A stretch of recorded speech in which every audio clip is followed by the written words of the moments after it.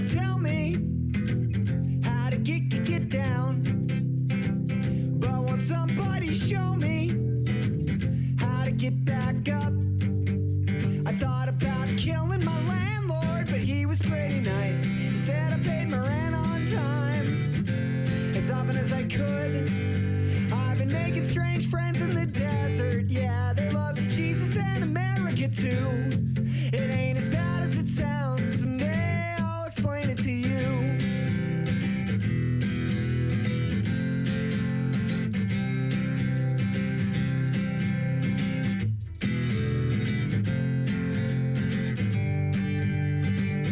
It's not that I mind sleeping alone in the grass.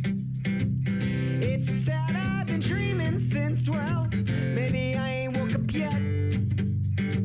But nothing's been quite the same since you shot yourself. I don't know if you believe in ghosts. I'd hope you'd haunt me if you were one. I've been trying not to steal from everybody I know, but so far that's impossible. But here in the desert, somehow I hope that someday it won't be that way for me. No, it won't be that way for me anymore.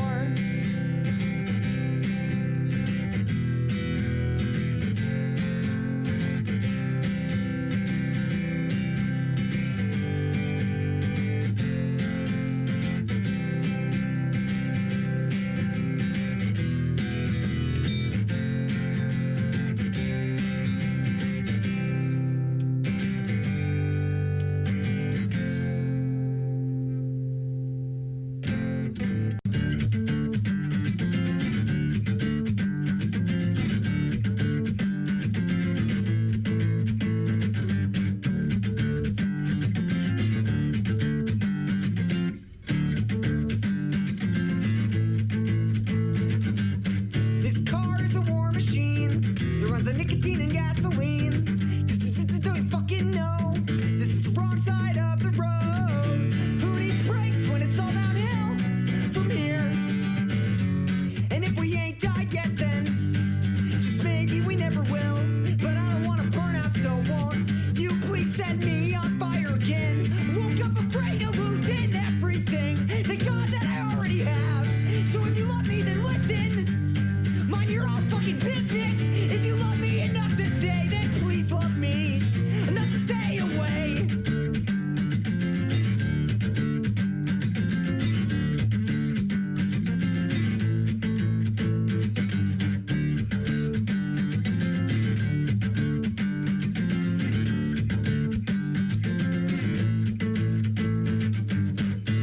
I swear on my last cigarette that I love you, my darling.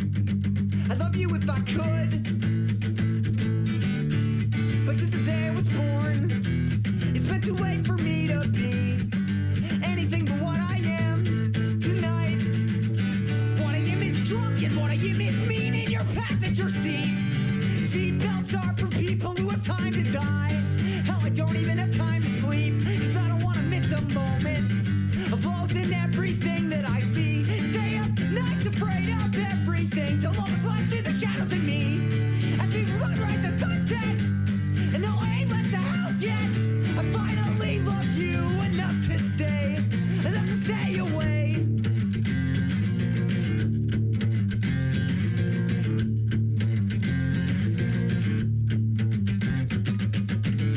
Aw shit, I wish I had a job to quit. I wish I had a boss that I could tell to fuck off.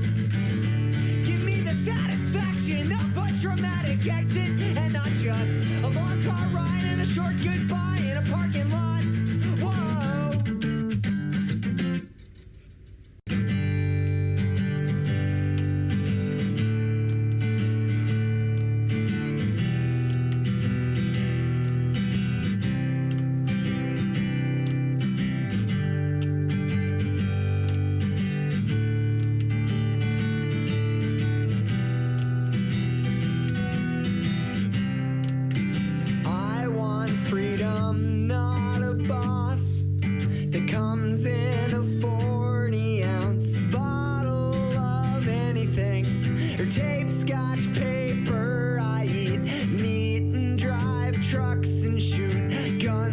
don't trust in the federal government to solve our problems. You might think I'm joking, but I'm not a Republican. Call me when your president pulls out of Afghanistan, 'cause that's the day I'll get a cell phone number and you can call and leave a message on voicemail that day.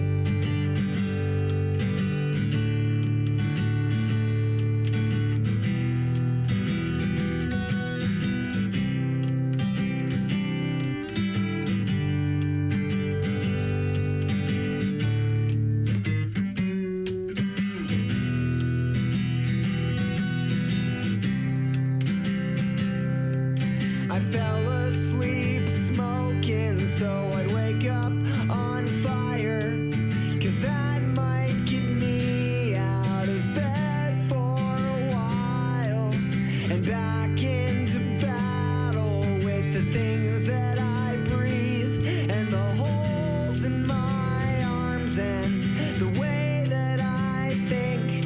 And if freedom is doing what I want, well, that means I gotta know what that is, not just what it isn't. So I'll dig up the dirt and I'll throw down some seeds, 'cause the world needs more spinach, not more motherfuckers like me.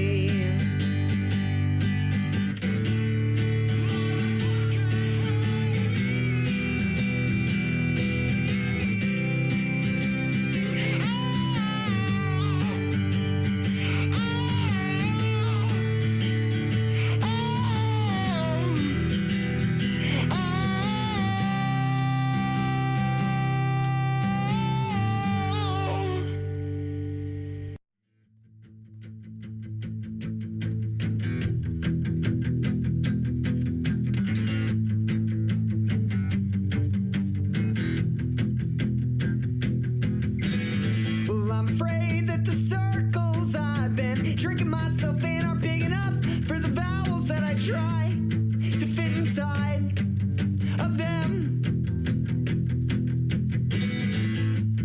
When I was young, I drank too much, and I'd be lying if I said didn't feel so goddamn young tonight. Maybe too young to ask what's on my mind. Like if freedom means doing what I want, well, don't I gotta want something? Won't you tell me that we want something more than just more beer? And my friends, if that ain't true, won't you lie to me tonight? Oh yeah!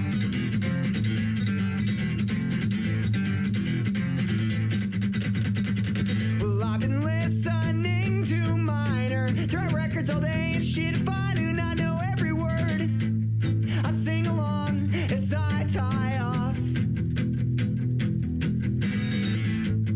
And Ian screams he's out of step as I throw the cotton into the spoon, drop into the syringe. I'll know just what he means until I hit a vein. And after that I won't have to bother with knowing who I am, for a while at least. In a moment the whole world is gonna melt around me, and I'll swear I don't miss it as I lie to you tonight. 'Cause I'm afraid to look the world in the eye. If nothing's gonna change, well then I'd rather die. And I'm too unemployed to organize a union. I'm too intoxicated to tear down a building. I'm too hopeless to look for a solution. I'm afraid that if I found one, I'd be out of excuses for the way I waste away in the gutters that I chose, like fashion accessories to go with my dirty clothes. I haven't bathed in months, you know it's not because I've been fighting bourgeois morals. I'm just lazy and I'm young.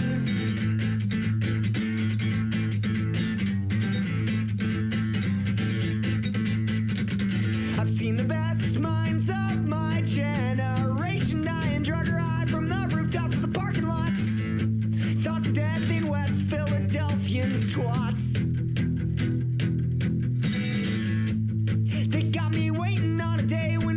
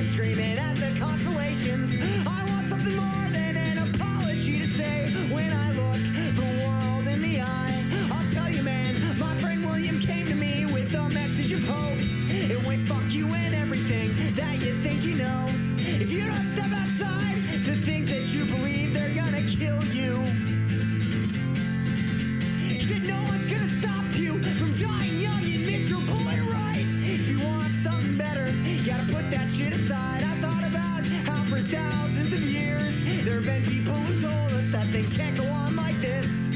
From Jesus Christ to the diggers, from Malthus to Zerzan, from Karl Marx to Huey Newton, but the shit goes on and on and on and on and on and on and on and on and on and on and on and on and on and on and on and on and on. I'm not saying that we can't change the world.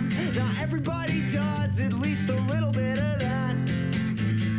But I won't shit myself. The way I'm living is a temper tantrum, and I need something else. Need something else. Need something else to stay alive. Whoa.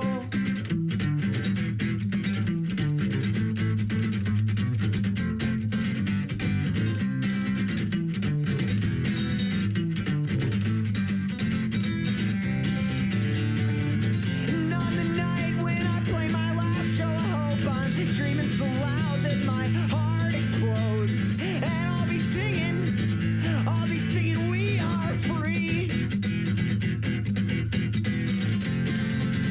Oh, but won't you promise me that we won't ever forget what that means? I know it's hard to give a shit sometimes, but promise me we'll always try. 'Cause I don't wanna hate you, and I don't wanna hate me, and I don't wanna have to hate everything anymore.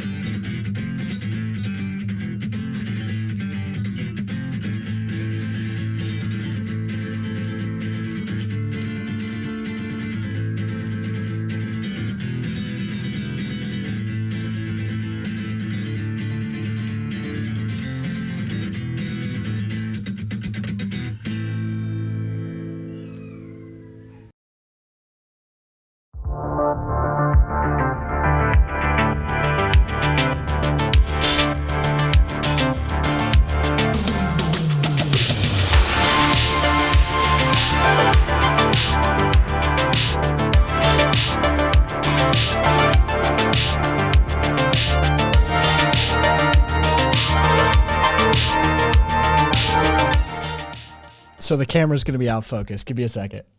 Oh, Jesus Christ. All right. There we go. All right.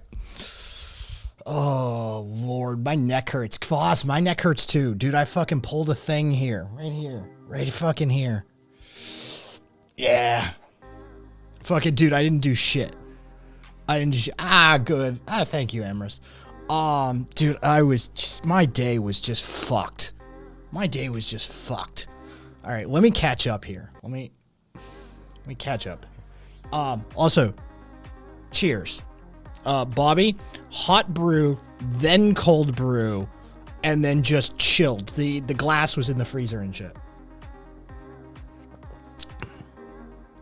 The way to go.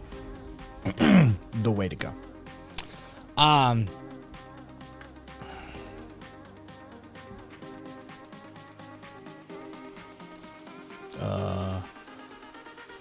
Oh, jeez. Oh, caboose. Yep, T-Wizard. We don't have the fucking... Oh, God. You know what? Let me get it done.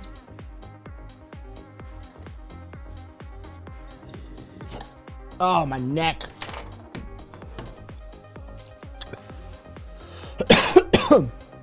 Yeah, give me a second. I'll get it done.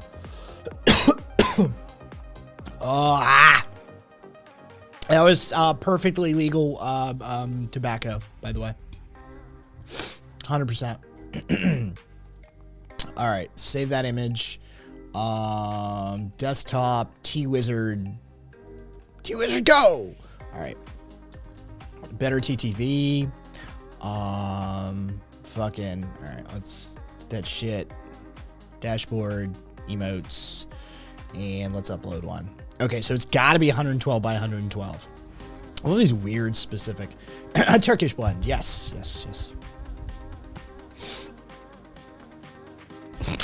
I was wondering which way you'd go. I was thinking 0 because I'm IT, right? Like IT, like we start counting at 0. So that was the direction I was gonna go. Wait, why did it not? Where did I save it? I saved it to downloads, didn't I? All right.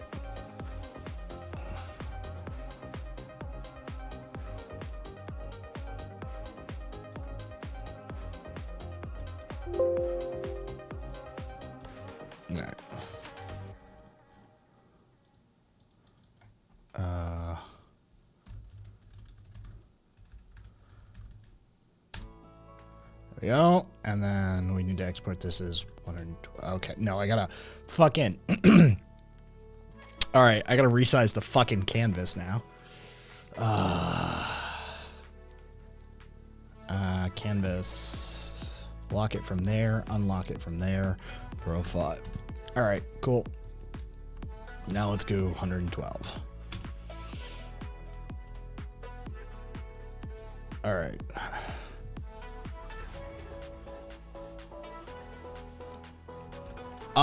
Yeah.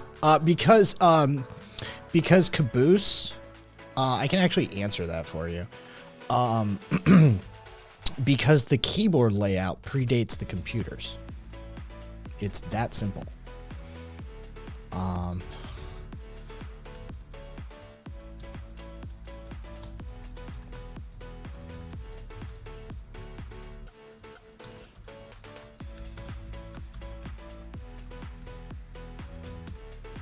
Okay.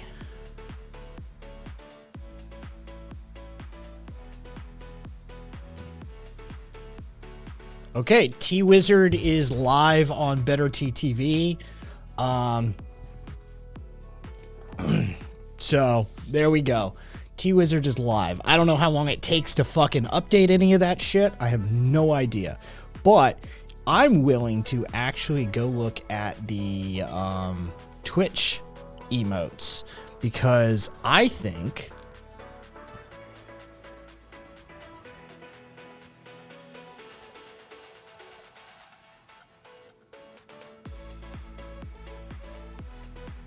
yep, I think there's room. There is room. Upload a standard emote. Let's get the OG resolution. Oh, you know what? It has, it's just gotta be 112. Fuck them. That's what they use. T-Wizard. Upload it. All right, T-Wizard is... Oh my God, are you shitting me? I have to go through fucking emote approvals because fucking the indefinite suspension got rid of that shit. I don't have the capacity to do fucking instant approval anymore.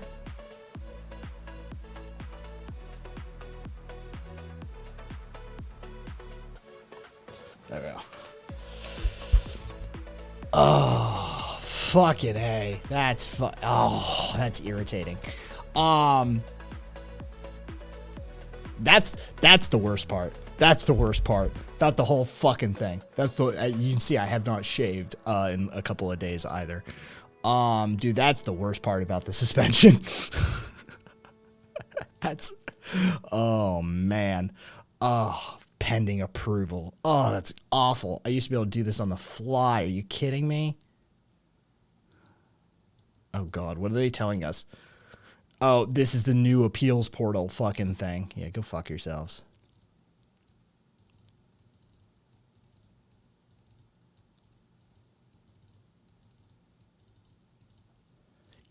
Wait. Okay, so what is the instant upload requirements? God, I fucking hate long. At least 60 calendar days since the partner. That's partners, affiliates. Has not received a community guideline warning or suspension within the 60-day streaming window. Oh, God. 2 months. 2 months. 2 months. 2 months. 2 months before we can do that. Jesus Christ. All right, so T-Wizard is live on Better TTV. I don't know how long their system takes to update. Either way.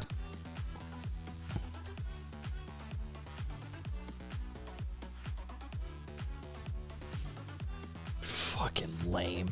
All right. So do we actually want to address this? I don't mind. I consider this fun, actually.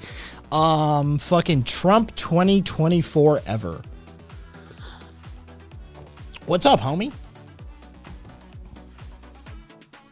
I mean, should I show you the intro?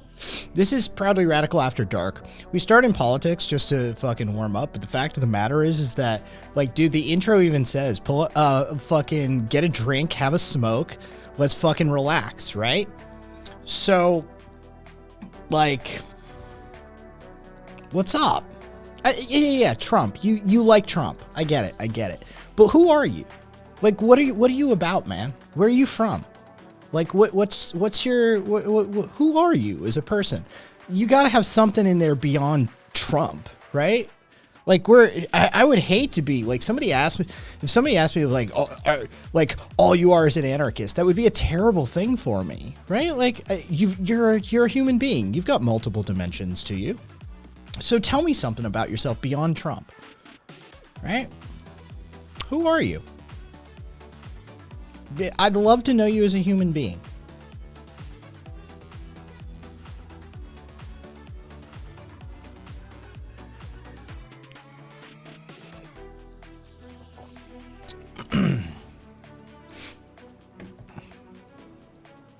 Forget about chat.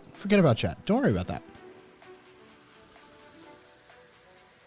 What's up, man? You still there? Or did you just bail? That's no fun. Let me see. Well, name's still in the list, but he could be gone. Twitch's shit system takes forever to update. So, dude, Red, that last speech he gave was, or like interview he gave, dude, that was super. That was dementia patient shit. Like, it literally was. Look, my grandma, my maternal grandma went out Alzheimer's dementia, and my stepdad, dude, he's slipping. I've seen this shit up close a few times now. And I gotta tell you, dude, that was not a good interview. If that was my grandpa, right? Like, it's time to have the conversation. It's like, something's up, right? Like, something's up. We can't deny that. That was not a great interview. He couldn't maintain focus. He couldn't stay on topic. He was bouncing around randomness.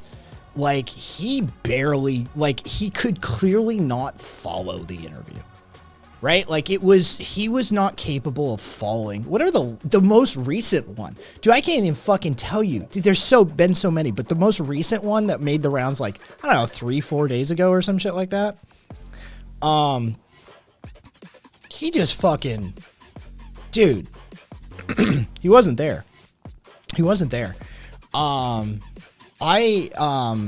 remember Trump back in the day, right? Like, this is the thing. It's like a lot of fucking people don't remember Trump, apparently. He did not speak like this. If you listen to Trump from the 80s and the early 90s, he sounds different. Right? Like, that's just the truth. Like, I don't even, like, forget the politics. Now it's time to just be a human being about it, right? Like, we got to have some sort of compassion. Like, like, I don't like the dude. I think he's a shit president. Like, whatever. Like, at some point, like, right when Reagan was all, like, Alzheimer'd up, right? Like, my hate for Reagan doesn't exist in that guy. Right? Like, when Reagan was all Alzheimer'd up and he was old, like crazy old, and he was just, you could tell he was a husk of his former self. Right? I had no hate for that dude. That dude had no idea. Like, that was a whole other fucking person, basically, at that point. So, like, yeah, right? Like, it's time to, like, I don't know, start having the conversation if you're, like, one of Trump's loved ones or something. Like, it's loved ones, in families with rampant pathological narcissism and other maladjusted disorders, Yeah, that was not a good interview. And that was, yeah, it was like, oh man, we need to, like, have the talk. Like, That's why are we doing that to him? Dude, they do that to shit, right? Like, they do that to fucking people, right? They did that to, like, Muhammad Ali and shit. Like, you know, they're trotting him out and shit. And you're like, you know he has no idea what's going on. There's no consent involved proper in this one. You know, it gets weird. It gets weird in those cases. Hatred reserved for the people who propped him up when he was no longer functionally dangerous. Yeah, Carpe, that's a good way to look at it, too.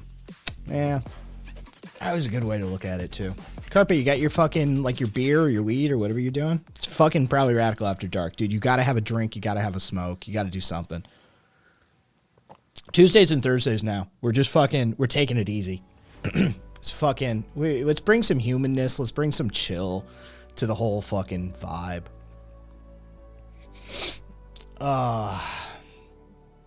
Either way, Trump 2024, 2024 ever. Right? Trump 2024 ever. Like, for real. Just don't ignore my questions. I want to know you as a human being. I get it. You're a fucking Trump supporter. You're like a Trump advocate, and you think like my interpretation and how we feel about him is completely wrong and all. I get it. I get it. We got differences there. But I seriously want to know, like, who are you as a person? Like, what's something about you? Where are you from? Like, you're clearly American, right? You East Coast? Fucking, I was born in Vermont, man. I lived in the Deep South. I spent a number of years living in Tennessee, but I've lived all over. I've lived in the Southwest. I've spent time I'm now in Vegas, right? Like, who are you as a person? Like, do you like bowling? Right? Like, you like a good cold beer and go bowling with your bros? Like, what do you do to relax? What's your downtime look like? Or is this your downtime, right? Like, I get it, you know, go like battle it out with some libtards on Twitch, politics sphere and stuff like that. It's a good time. But like, what else? Who are you? For real, man. There's got to be a human being. There's got to be a human being behind that fucking username, man. Come on. Don't be that guy. My life is Donald. Donald is my life. That's not fucking true, and you know it. Stop. Just stop, man. Look, I get it. You think Trump is the greatest, but like, what were you before Donald Trump? If I talked to you in 2015, right? Who are you before the Donald? Because there's no way you barely knew who this dude was before then. Yeah. Come on, man. If you like Star Trek more than Star Wars, you should be deported. Why? Okay, we got an opinion. All right, Forever. I'm just going to call you Forever. Right? Forever. Why? Not the deported part. I don't really give a shit about that. Why do you like Star Wars more than Star Trek? What about Star Wars is better than Star Trek for you? You know what? Fuck it. Trump 2020 forever. Man, do you want to come on the air and have a chat? You want to have a chat, man? Like, we'll fucking talk Star Wars and Star Trek if you want, or we can talk Trump if you really want to. But the fact of the matter is that, like, I want to talk to you, man. You got an opinion, and I want to hear it. I already know your opinion on Trump. I get that. I want to hear your other opinions. What else are you about, man? Oh, to the T-Wizard. My man was pro-Trump ever since Donald helped Kevin find the lobby. Hipster Trumpster.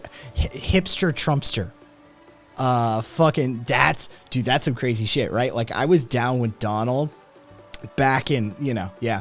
I remember his first corruption filings for fucking ripping off black people, building those fucking projects and kicking them out illegally and fucking blocking them from being able to rent and shit like that. I remember him from then, son. I'm fucking OG. Like, right? Like, that, dude, they'd be hipster fucking Trump supporters. That'd be great. I got here just in time. I hope they call in. Yeah.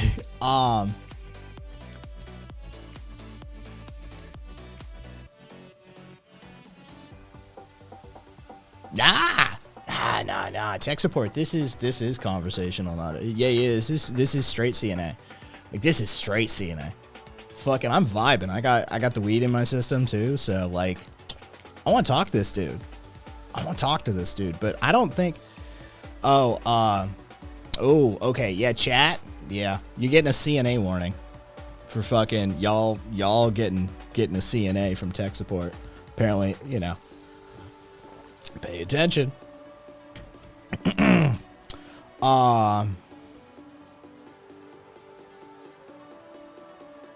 Oh, dude, fucking anything Disney fucking does, like post. I don't know.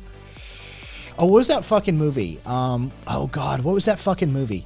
The last real animated piece that they fucking did. The like space pirate shit. What the fuck was that movie?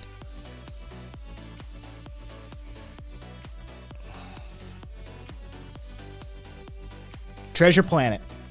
Caboose knows what the fuck I'm talking about. So is Puka. And so is Crystal. Yep. All right. Credit where credit due, though. Caboose was right fucking there with it. Yeah, Treasure Planet. Dude, everything after that, don't trust him. Dude, that was the last hurrah of them as a studio. Everything after that is fucking corporate garbage. Fucking everything after that is corporate garbage. Don't trust a fucking lick of it.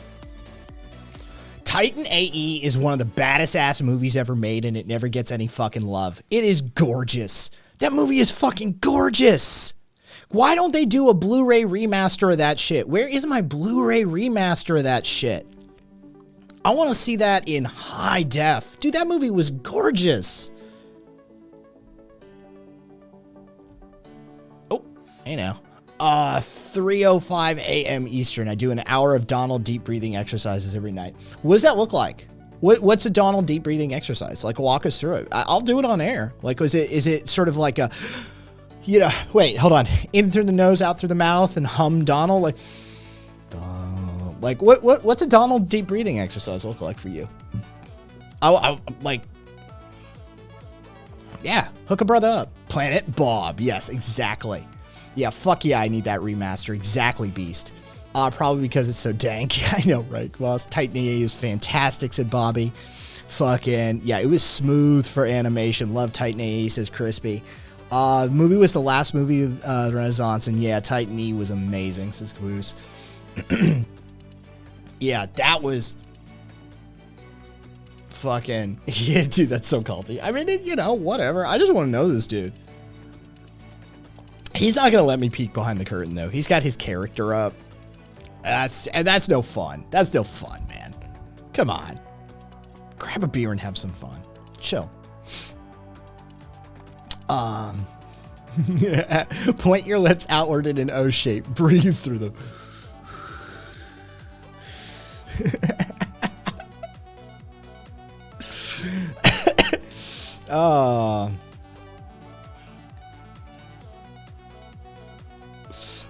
No drinking tonight for me, says Bobby.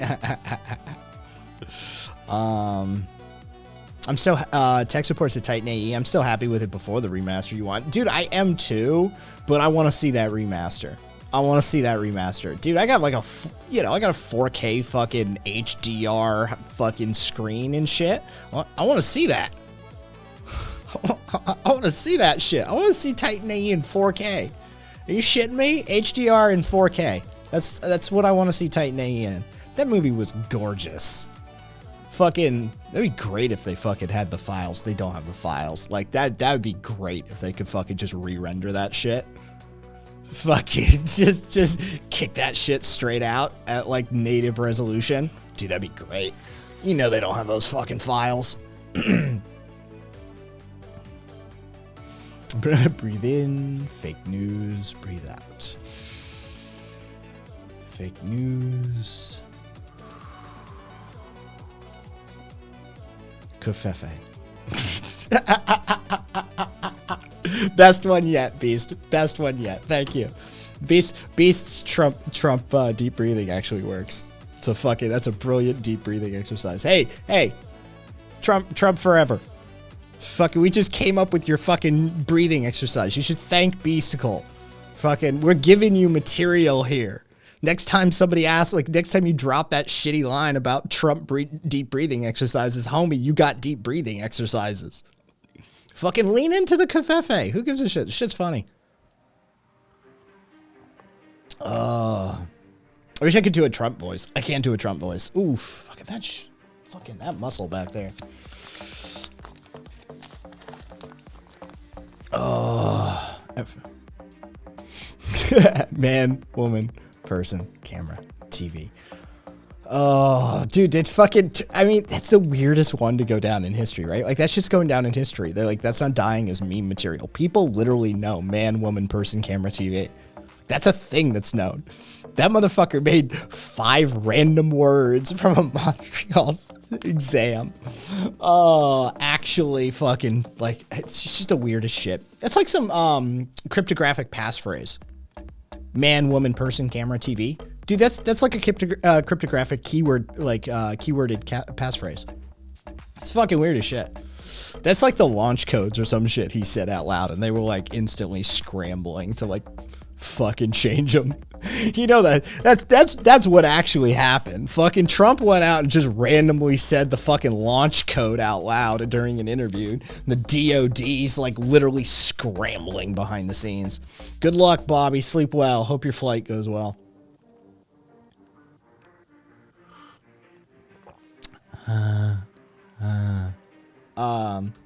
Let's see. Yeah, and also Star Trek is clearly the better of the two. I mean, it depends what you're looking for. It depends what you're looking for. I can see the merits of both. I grew up with fucking Star Wars, right? My mom had the tapes. Like, I grew up with fucking Star Wars. I think there's an argument to be made. Look, yeah. Star Trek is firmly post-scarcity, right? They've solved all that. Here's the, and this came like, I think this is DOB. I think this is Dan O'Brien. Star Trek, for some reason, their culture died. You can see the evidence of this throughout the series, in which they never actually, they've got time traveling capability. They've got like holodeck capability. The culture never actually like evolves. They're constantly consuming old media and that sort of thing. And look at their mission status, like the mission statement. Go find us new shit. Novelty seems to be the #1 resource in their society.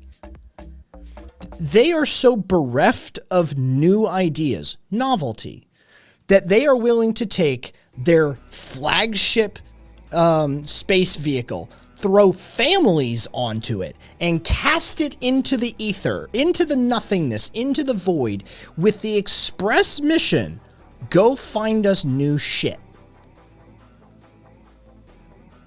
Something has happened in the Star Trek universe that has sort of halted the sociological, societal development of culture or something. And it's very strange when you look at some of the Star Trek and you're like, yeah, they got like all that shit figured out, but something happened to their culture. Something's fucked up there. Like, seriously. And in Star Wars, yeah, you've got, I mean, Jesus Christ, there's so many fucking problems in Star Wars. Okay, objectively, Star Trek is a better universe to live in if you're a human being. Okay? Objectively, Star Trek is a better universe to be a human being in. But Star Wars has the drama that we know human beings crave. It has the shit we want. The truth of the matter is that that's what's going on over in Star Trek. Is that like we don't have the shit that actually entertains human beings going on there. We need war. We need chaos. We need fucking like magic men running around making extraordinary claims to power and shit like that. Dude, this seems to be human beings' form of entertainment at this point. So like, yeah, like Star Wars would be fascinating to live in. It'd be a nightmare, but it would be fascinating. The Star Trek universe would, if you're adapted, if you're a native to it,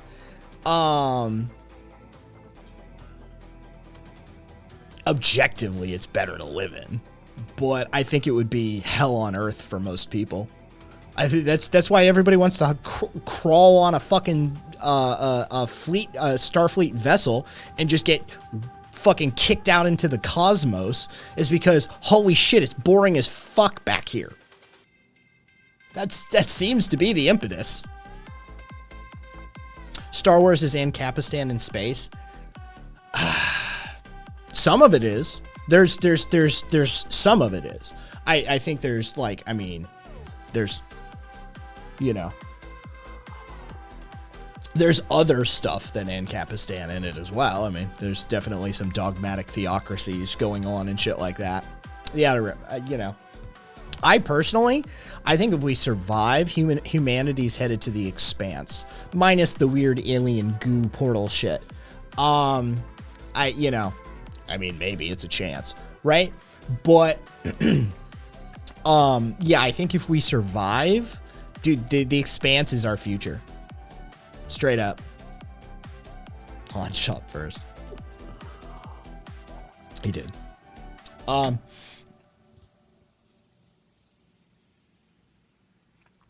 Dude, The Expanse is good. If you're into hard sci-fi, The Expanse is good.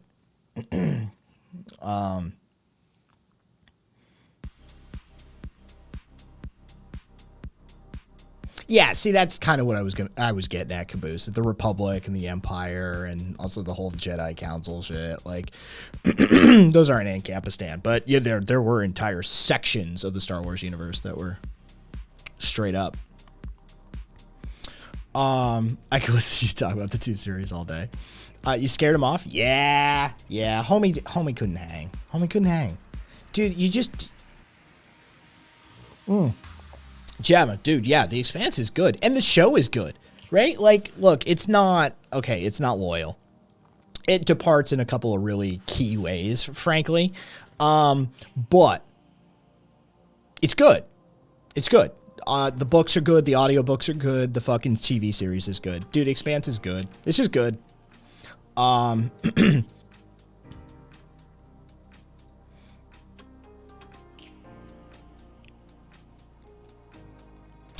Let's see. It's tech support. It's a funny thing. Starfleet is a minority of humans. The rest don't care to join the quasi-military. And hold on. And their stupid Prime Directive. The only time that fucking show ever mentions the Prime Directive is when they're about to break the Prime Directive. That is the only fucking time Star Trek mentions the Prime Directive. Seriously. Like, you go through that show, if you hear somebody mention the Prime Directive, it's because somebody's breaking the Prime Directive or about to break the Prime Directive. Like, that's the only reason that fucking stupid rule exists, is to break it, it seems like. Chekhov's Prime Directive. Yeah, basically. Dude, anybody seen that meme of fucking Star Trek versus Stargate? Dude, Stargate's my jam. Fucking, yeah. Stargate's my jam. Dude, that fucking, sorry, our Prime Directive dictates that we can't transfer technology to you. Your gods are false. Here's a gun. Right? Like, fucking, dude, Stargate knew what's up. Yeah, it was a fucking, like, crypto military fucking secret governmental program and shit. But dude, they were wild cards out there. They were working for the military, but were they? I mean, Daniel Jackson fucking ascended. Carter was doing her own thing half the fucking time, right? Teal'c was just straight up like, I like these dudes, but I don't give a shit about any of this other shit. And fucking O'Neill would do whatever the fuck he wanted. Right? Like, how were they actually representing the military? They were just empowered by the military. Fucking, yeah. Stargate, the gun show. SG-1? Yes. Yes, exactly, Gemma. I had a boyfriend that got me into Stargate through memes, says Kavas. I'm fucking, most of my sci-fi is mixed together these days, though. Caboose. To be fair, there isn't any point to bring it up if they're not going to consider breaking it. If you're following it, why talk about the Prime Directive? I mean, Just once, be nice. Just once that this like all powerful rule that's supposed to govern this like post-scarcity human society and shit like that. Like just once I'd like to hear it discussed, and where they're not like, you know, oh, and by the way, we're going to break it now. We're here representing the United States of Earth. Take a gun. Yes, exactly. Exactly, Beasticle.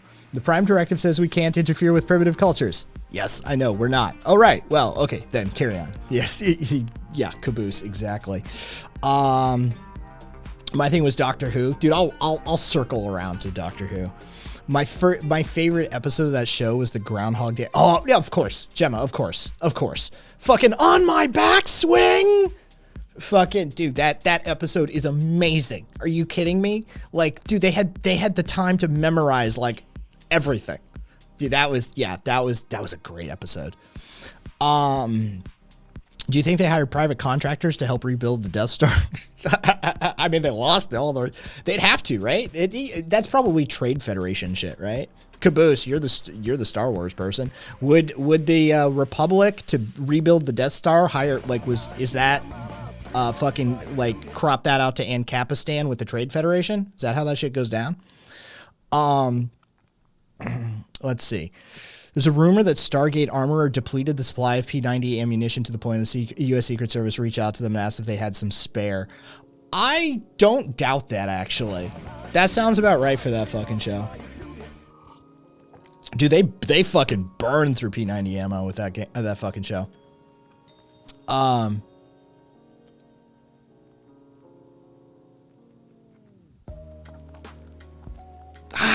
Yes, Gemma, but man, I'm, ish. I have mixed feelings about that era. I watched all the way through Atlantis to the point where they fucking finally revealed that the ancients were just human beings on a time loop, essentially. That they just went back in time and fucking, started from scratch back with they're human beings on a time loop. I was like, I'm done. I'm done. I'm like, you just explained the ancients, and that was the only thing left interesting in this universe for me. I'm done. So yeah, I got up to the Atlantis episode where they like finally revealed how the ancients became the Ascended and shit like that. I'm like, all right, I'm out.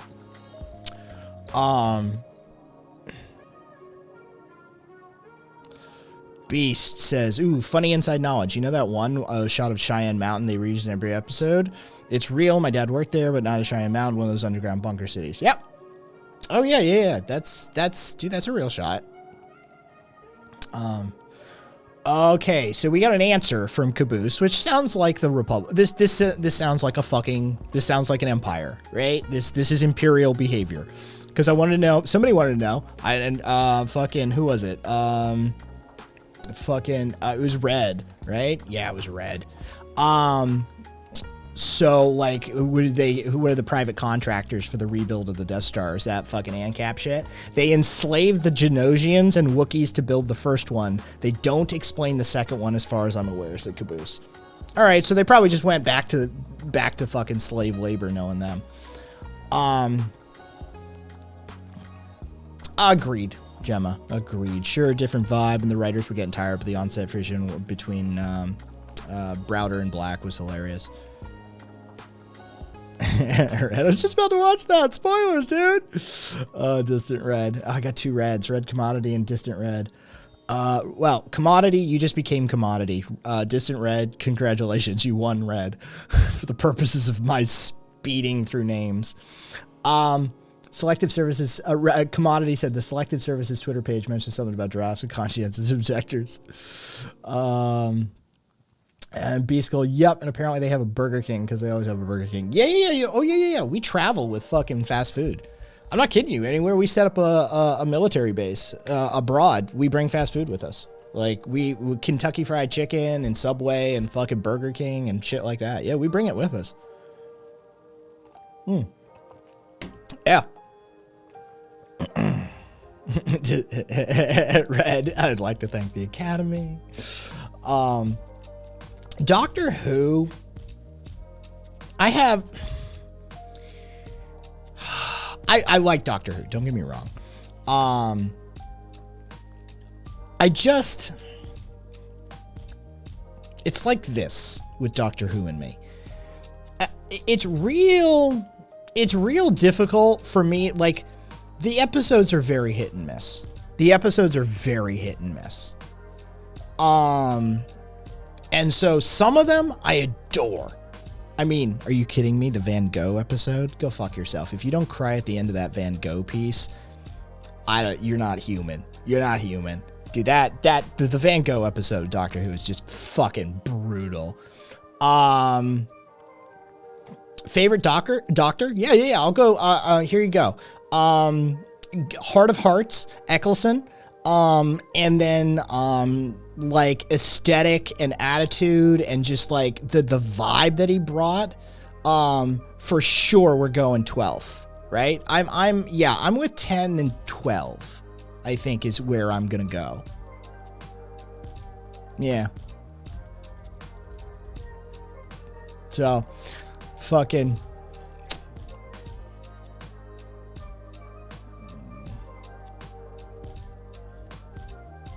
The only issue... Okay, this still annoys me. Peter Capaldi was in an episode of Doctor Who before, and I don't know if they ever retconned or explained that, and it annoys me to this day. They may have actually retconned and solved that, but, like... Dude, I remember that. He's in the, like, Pompeii episode or whatever. As one of the fucking... And that always annoyed me. Doctor Who's... Gemma said, to me, Doctor Who is like the pantomime version of sci-fi. The science is pure technobabble, and the good guys always win. There's always some kind of camp effort to humanize the baddies. No, that's not even... Yeah, it is. Like, straight up. Like, your analysis there, Gemma, is spot on. Like, that is exactly what it is. Yeah, that's kind of like why I like Capaldi's run at it. It was a little more dark, brooding, and serious a lot of the time. It had its moments, but a lot of 12 was very moody, and I kind of found that refreshing.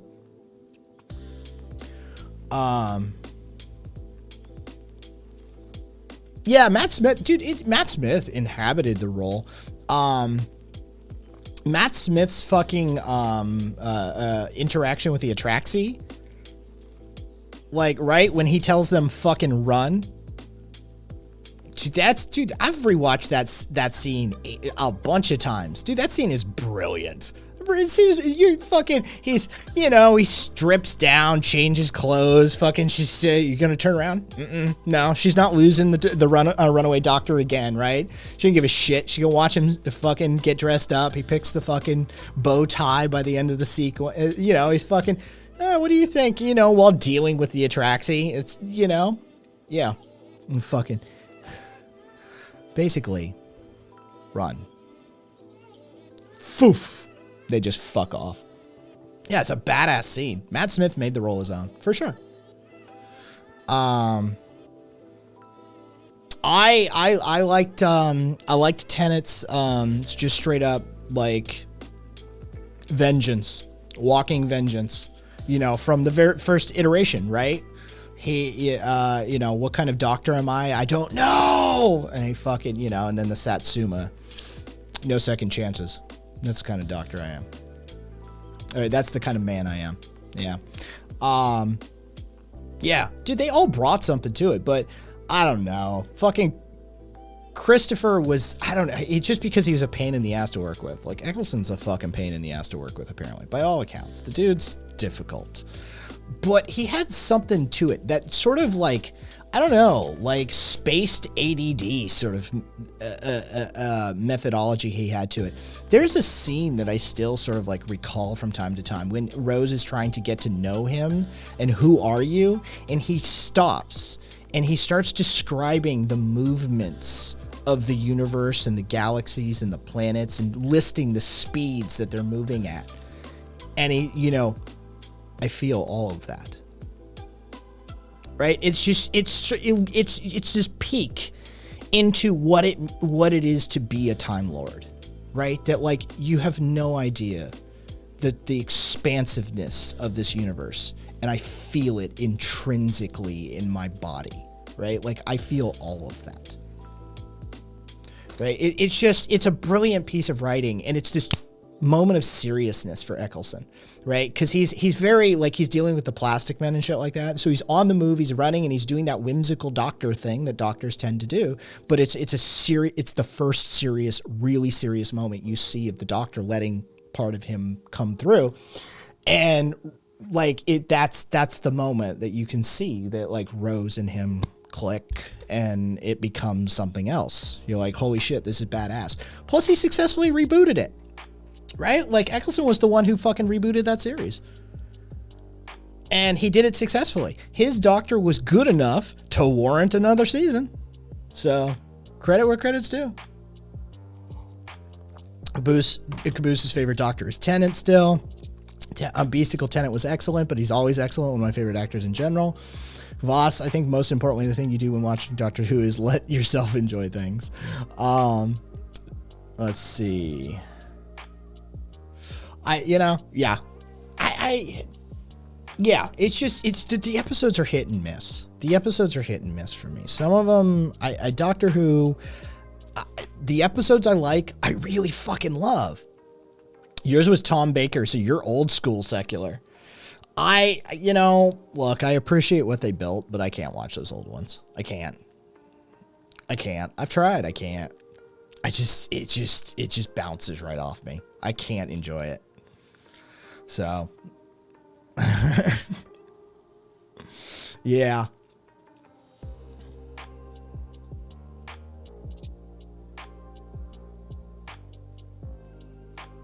Are you looking for one that ends in the I? Is that what you're after?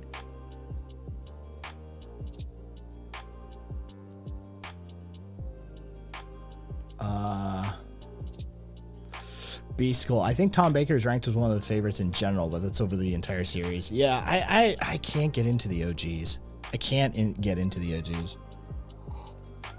There's something about it. It's just, I don't know. It's too cheesy for me. It's just too cheesy for me.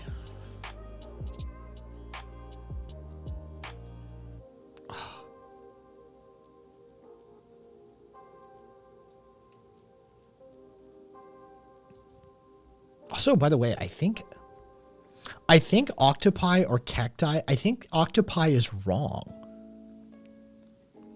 Yeah, like octopi is fucking like it's isn't the I for a Latin loan word?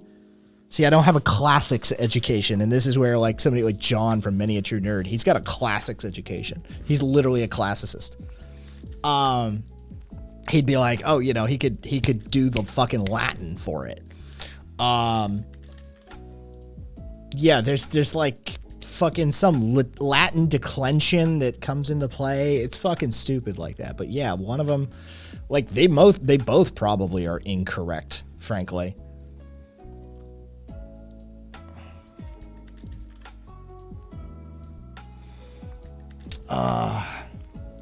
I still haven't watched Good Omens. For some reason, I can't start it.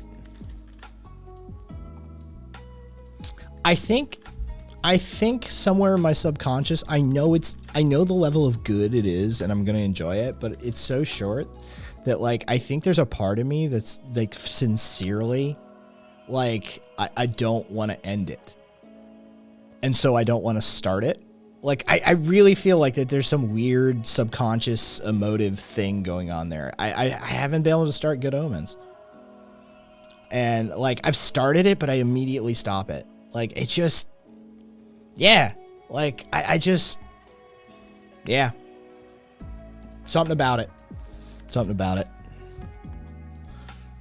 While we're mentioning, hey, Good Omens. Did anybody see fucking Mackenzie Scott? Fucking, anybody know who Mackenzie Scott? Mackenzie Scott is Bezos's ex. Dude, she's giving that cash away. I wish her divorce settlement was so much more. She is just fucking handing out cash. $3.8 billion to 465 organizations since like last June. Like, she just handed cash out. It's fucking hilarious. Yeah, she's like, fuck all your money. I'm giving it back to the people who should have it. Like, right? Like, she is just fucking handing out cash. The scientific Latin term octopus was derived from ancient Greek. That's okay. So a variant of a blah, blah, blah, blah, blah, blah, blah, blah. Yeah. Okay. So yeah, the I would be Latin, whereas the octopus is derived from Greek. Therefore it would be octopus or octopuses or octopodes, not octopi, because the I is Latin, whereas the octopus is Greek. Got it.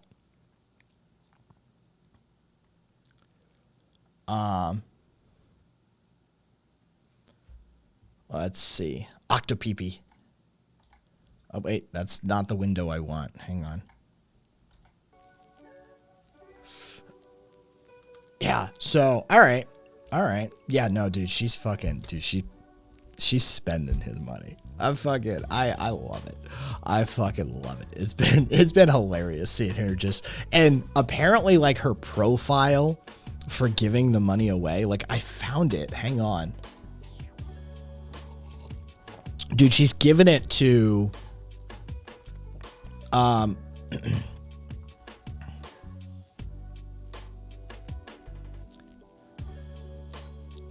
yeah, racial equality, LGBTQ plus causes, YMCA chapters, homeless shelters, women's health organizations. Yeah, she's like actively like making sure that the philanthropy goes to the places like that really need the influx of cash. It's fucking hilarious. She's donated 18% of her wealth so far, and Bezos has donated 0.01% of his wealth. She's spending money. She's spending money. Yeah, she's up to 18%. So in like a year, like a little over a year. Yeah, she's donating 3.8 billion since last June. Non-binary, 465 organizations, 3.8 billion in like a year. Yeah, she's on a roll. 18% so far. We'll see what we can get to it. We'll get that number up to.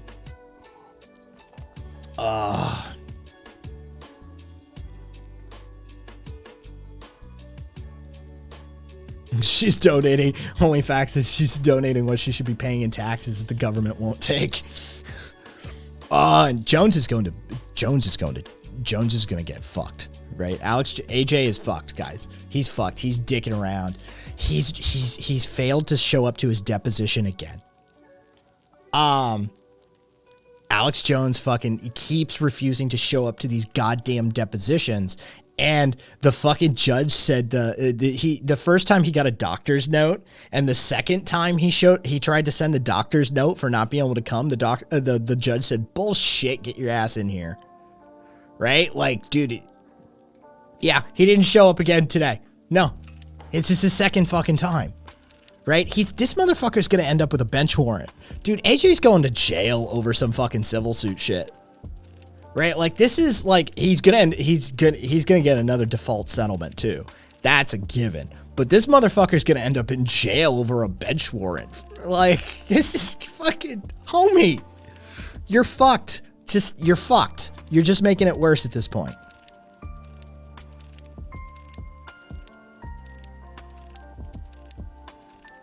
Oh, good. You know what? That's fair, Jen. That's fair. Night Fighter Jen said, I think the difference between old school and new school who is the intended audience. Old school was more of a kid's show with winks at the adults here and there. New school is more all ages. Okay, fair enough. That would make sense too. I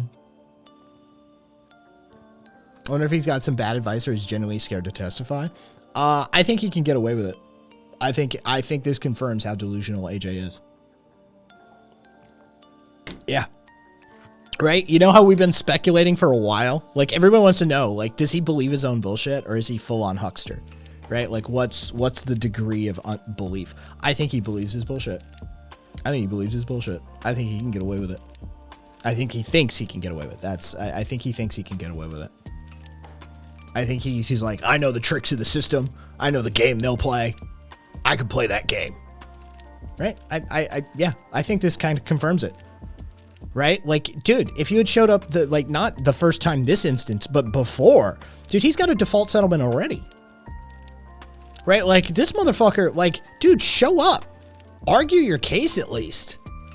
Right? Like, fucking A. Just send a lawyer. Don't even show up in the fucking court at least then. Fucking send it. You don't just not show up. You end up with a fucking default settlement then. It's fucking stupid. So yeah, no, I think he's full on actually, like, I think he fucking drank the flavor aid. Going to jail for the sympathy grift, says Time to Duck. I mean, it's a possibility, I suppose, but Jesus Christ, right? I mean, okay, so if he is, solid commitment to the bit, man. Solid commitment to the bit. Right? I respect the grift then. Right? If he's like, fuck it, I'm going to jail for the sympathy grift. Respect. Yeah. Like, he's committed to the game at that point, right? Like, what do you say? When the con man's thinking ahead to like, yeah, I'm gonna get a fucking grift out of going to jail, right? Like, all right, he's a professional grifter. That's homie's playing the game to play the game at that point. I respect it, right? It doesn't make him any less of a piece of shit, but for sure, fucking Captain Jackass. Thanks for the follow.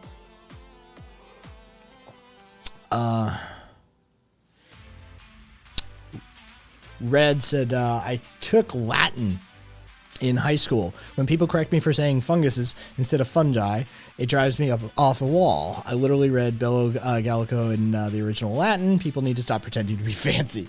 Dude, that's what that shit's about, too. Yeah, it's people pretending to be fancy. I was fucking...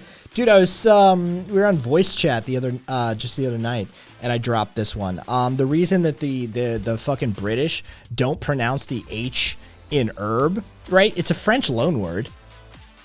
So why are you fucking saying herb? Well, the history of herb in Britain is hilarious because when the French loanword came over to Britain, they actually didn't pronounce the H. They said, hey, yeah, okay, thanks. I'll just fucking I'm just gonna pull. I never saw that. Never saw it. I don't know what the status is. That's what I'm playing. When the word did actually come over from France, they didn't say the H. But here's what actually happened. The bougie ass aristocracy and upper crust of Britain at the time didn't want to sound like the peasants. So they started pronouncing the H. I'm not kidding you. So the fucking peasants copied the aristocracy and started pronouncing the H. That is the process of the French loanword of herb into Britain. Is originally they pronounced it herb, and then the rich people said, "Oh, we don't want to sound like the poors, so let's say herb instead." And then the poors start copying the rich people again and say herb.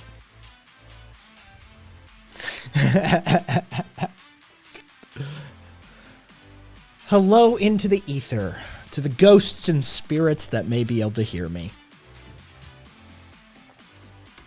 Hope you're well. I hope they're all well.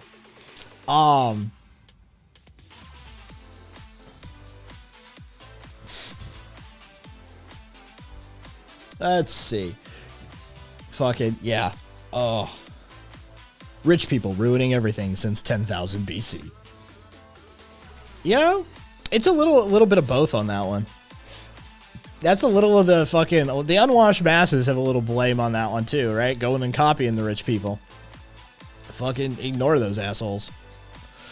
For the Raiders, this is probably Radical After Dark, just FYI. This is not alcohol, but I have smoked some perfectly legal tobacco out of a tobacco water pipe. And so, like, you know, it's the After Dark show. Get relaxed. Enjoy yourself. Keeping up with the Joneses. Exactly, Carpe. Dude, that's some shit that needs to go away. That's some shit that needs to go away. Like, fucking, who gives a shit about the Joneses? Fuck the Joneses. Right? Like, are you content? Are you happy? Stop looking at them. Right? I mean, the guy who fucking said this is not in favor. Oh, geez, Carpe. Yeah, fucking, the lawns thing. That's Carnegie. He wanted, because he was Scottish, he wanted the lawns, right? He wanted all of that, so he brought them to the New World. Thanks for the follow, Dave. And so, yeah, he brought that, like, he paid for it to happen, and then fucking, again, the poor's fucking trying to copy the riches. Like, it's absolutely stupid. Like, changing slang when the establishment figures it out? Yeah, basically. Is anybody okay? So I'm I'm hanging out in politics, right? Has anybody seen the ADA challenge? Right? I put this up on the server the other day. I'm gonna fucking openly talk about this. This is an openly published document. Like we've got access. It's just searchable on the web. It's fucking uploaded everywhere. The ADA challenge is not the Americans with Disabilities Act. It's the Anarchist Direct Actions, a challenge for law enforcement paper that was published a few years back. Goddamn thing's hilarious if you've never read it. Seriously, it's a little troubling, but it's fucking hilarious because it's absolutely like total meme material. Here's a couple of amazing quotes from this document where the literal law enforcement study at, like, I think the federal level or at least the state level here in the US about direct action anarchists and what they do, who they are, how they operate, like the whole nuts and bolts, right? Therefore, it does not require much money to facilitate subsistence and travel. Little is known of the financing structure for that kind of work. This is literally capitalists that can't figure out mutual aid. I'm not kidding you. The fucking, like, the feds look at, like, anarchist mutual aid and like direct action, and they go, we don't understand how that works. Like, this is full on capitalist brain. It's the most hilarious document. Fucking, infiltration is made more difficult by the communal nature of the lifestyle and the extensive knowledge held by many anarchists, which require a considerable amount of study and time to acquire. Straight up. We're not smart enough to fake being anarchists. Do they know too much shit? Good on, Gemma. Good on. Good to hear. Like, they're too dumb to know. Like, you gotta fucking... It's hilarious. Like, I mean, this is an amazing... The extensive knowledge held by many anarchists, which require a considerable amount of study and time to acquire. That makes infiltration more difficult for them. Because they fucking actually know some shit. As opposed to other groups. That's the crazy shit. Like, this is a document that was like, let's study the anarchists because we've got tabs on everybody else, but how do we work with the anarchists? And it basically, the document is hilariously sort of like, yeah, we can't do a whole lot. They're actually very hands up in the air. Like, it's not easy. The very nature of the movement's suspicion and operational security enhancements makes infiltration difficult and time-consuming. Few agencies are able to commit to operations that require years of upfront work just to get into a cell, especially given shrinking budgets and increased demands for attention to other issues. It's fucking hilarious. Like, honestly, it's a fucking... Dude, get drunk, get high, and read that document, because it's goddamn hilarious. It's, you know, yeah, there's like, it's the fucking feds wanting to infiltrate anarchists, but it's ultimately, God damn it, Alex, God damn it. Mutual aid equals giving one can of beans to your neighbor. Anarchists are such a joke. Yeah, sure, 100%. Do you have any other actual salient critiques? Because I'll have the conversation. I don't mind.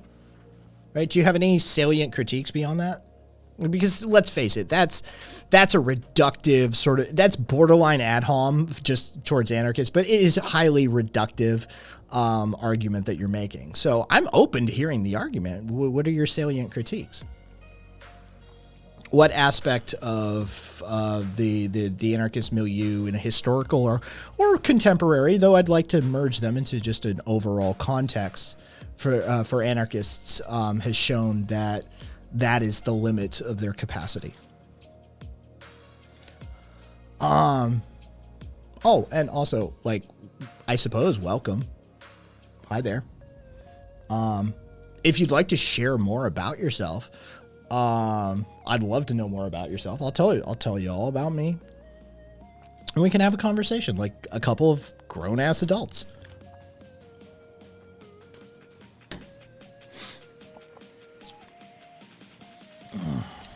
Yeah, they shouldn't have stopped at the weekend. Kept going. 3 days max. 3 days max. Max. 2 would be ideal.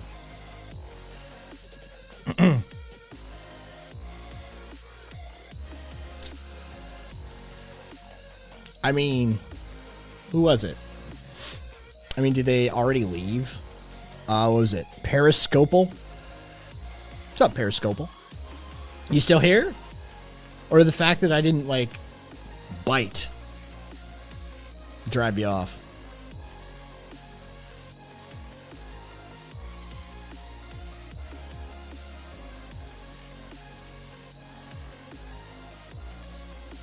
Oh, God. The convoy. I mean, I don't think anybody in that convoy had a lick of fucking, a lick of political science knowledge amongst them, but, you know, that's neither here nor there. Which election? When? What? I've been around for a bit. I'm like 40 and shit, right? Like, are you looking for Biden and Trump? Is that what you're after? Like, you got to be specific. That's people really are like their world only revolves around Biden and Trump. Like there's the Trump Hillary vote, there's the Biden fucking Trump vote, and that is it. Like people don't even like, dude, who'd you vote for George W. Bush? Right? What was that? What was that one? I've always been able to mail in. I live in Nevada. We've had mail-in voting for a while, like years. We have a secure mail-in voting system that's stood the test of time here in Nevada. So the one where I could mail in was all of them.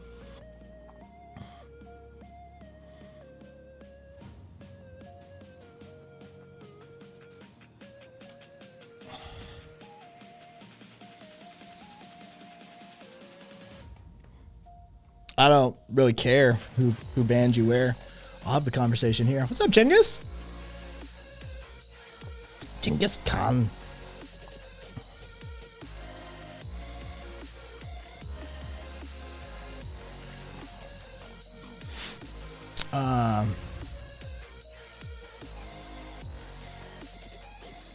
Fertus said, you know what? I find somewhat comedic the argument of, hey, your system that was consistently and systematically been attacked, undermined, and violently suppressed by mine has achieved far less. I mean, you know, that's more of a historically understood, contextually nuanced understanding and argument, Fertus. That's you're asking a lot. You're asking a lot. What excuses? I'm legitimately asking you a question because I said, is it like it could have been in the Hillary Trump vote, or is it the Biden Trump vote that you're after? Right? Like, because that legitimately doesn't narrow it down for me. Like, just be specific. Say which one. Did you vote for Trump or Biden? Right? Like, that's all you had to say, and then we wouldn't have been here. But lack of specificity on your part has, like, thrown us down some weird fucking vortex here. These aren't excuses. I'm just looking to have an actual conversation with you. So, like, hook a brother up.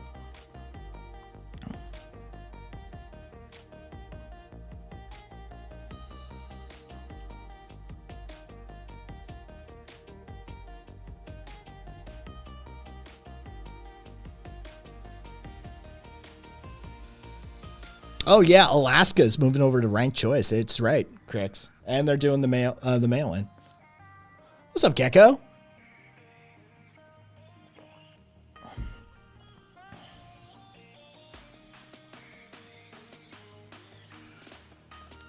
Hey, Periscopal. Do you want to come on the air and talk? I'll talk to you. See, fucking Carpe, sorry. Carpe fucking banned you. I'll fucking put you on the air. Right? That's why I'm the cool one in class, right? Kai's the cool kid in class. Remember that. Spread it around.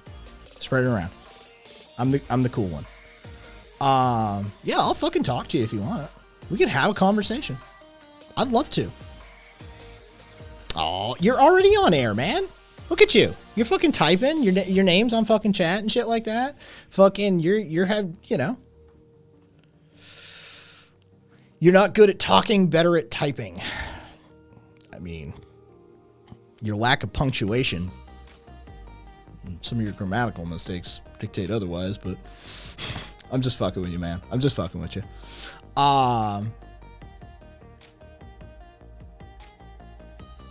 Nothing much, Gecko. We're just having dude, it's the late night show.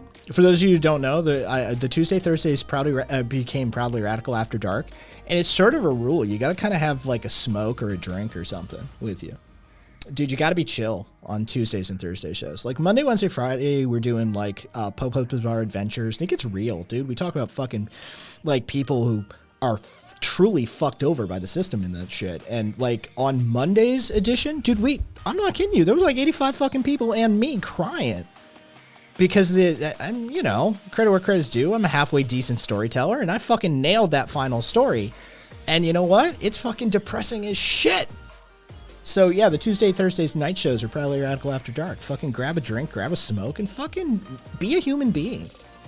Right? It's all about the conversation. It's about extending the bridge, building the bridge of communication with each other. Right? I get it, Periscopal. You got like opinions. But who are you as a human being, man? I'd love to know where these opinions are coming from.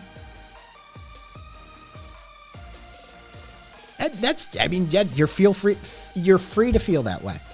But Periscopal, like, who are you? Right? Like, hi, my name's Kai. Right? I'll introduce myself, Periscopal. Again, my name's Kai. I was born in Vermont. I've lived all over this country. I live in Vegas now. Yeah, I've been an anarchist for like a lot of fucking years, couple of decades now, from the streets to theory and shit. But I'm a lot of other things. I was my mom put me in front of a mainframe terminal at age 4. I was doing custom programming by 14. I was running an independent consultancy here in Las Vegas by 25, right? I'm a lifelong IT guy that burned out hard because of fucking CEOs calling me up at 4 a.m. and shit. I can't get my email. You know. So yeah, I do other shit now, but like, what's up? Like, I suffer from like progressive small fiber neuropathy, so I'm constantly in pain because my body's eating away my small fiber nerves, and it's a bitch, man. But that's okay. I don't take meds for it, and I just ride it out. So, like, that's hot. That's me, right? Like, that's me. So, Periscopal, who are you as a human being? Where are you coming from? Autoimmune, man. Autoimmune. I didn't do anything. It's just my body's literally just eating itself. It's an autoimmune thing. Yeah. You're from California. Rock on. Let's start there. Let's get to know each other. You're from California. Is that where you are currently? I don't need to know. You're from California, right? What kind of age range?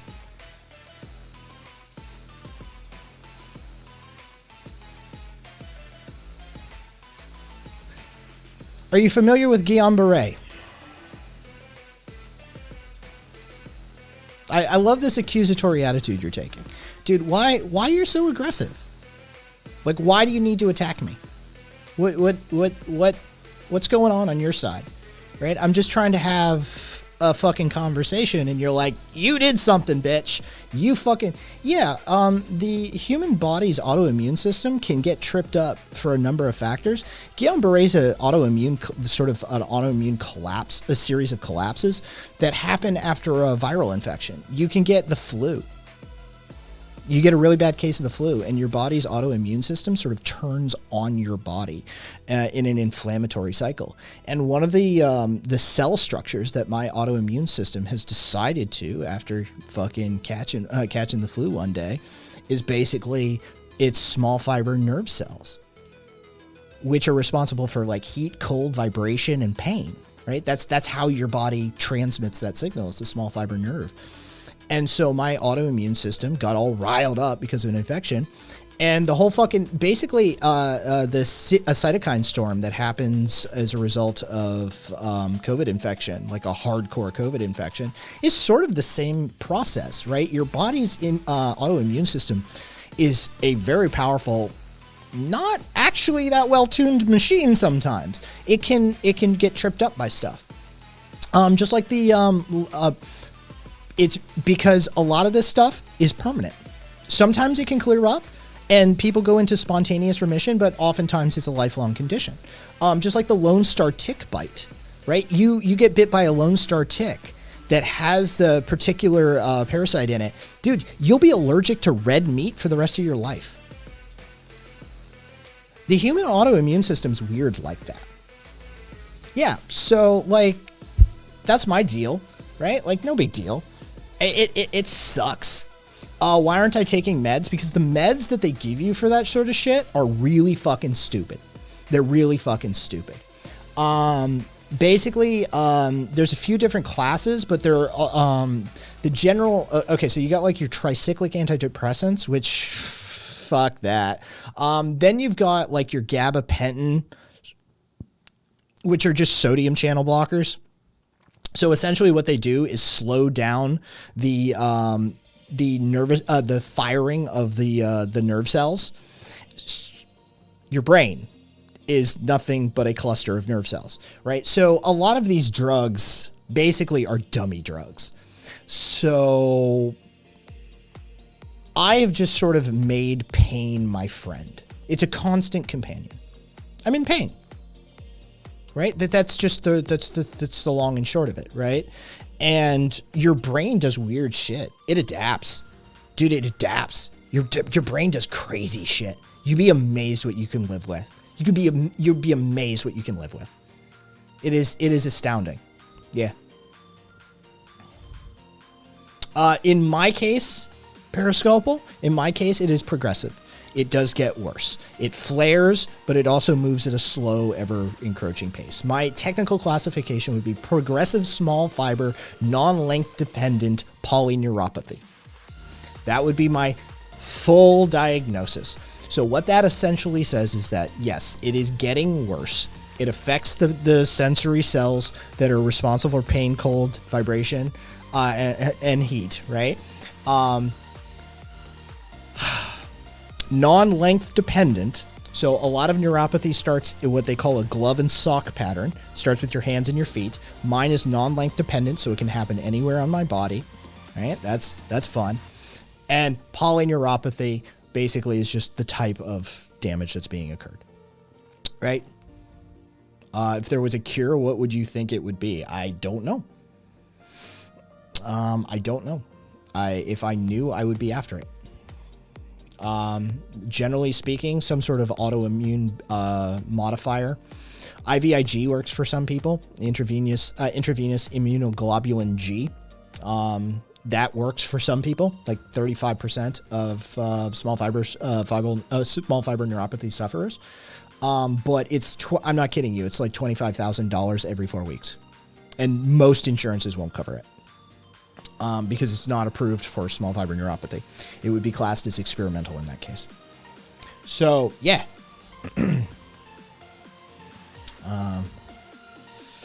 Carpe, I live with chronic orthopedic pain from scoliosis and subsequent corrective surgery. It's baseline. Yeah, exactly.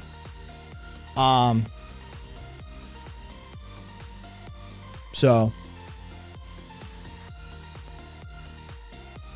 people tend to learn a lot about diseases that affect them. Yeah, it's funny how that works, right?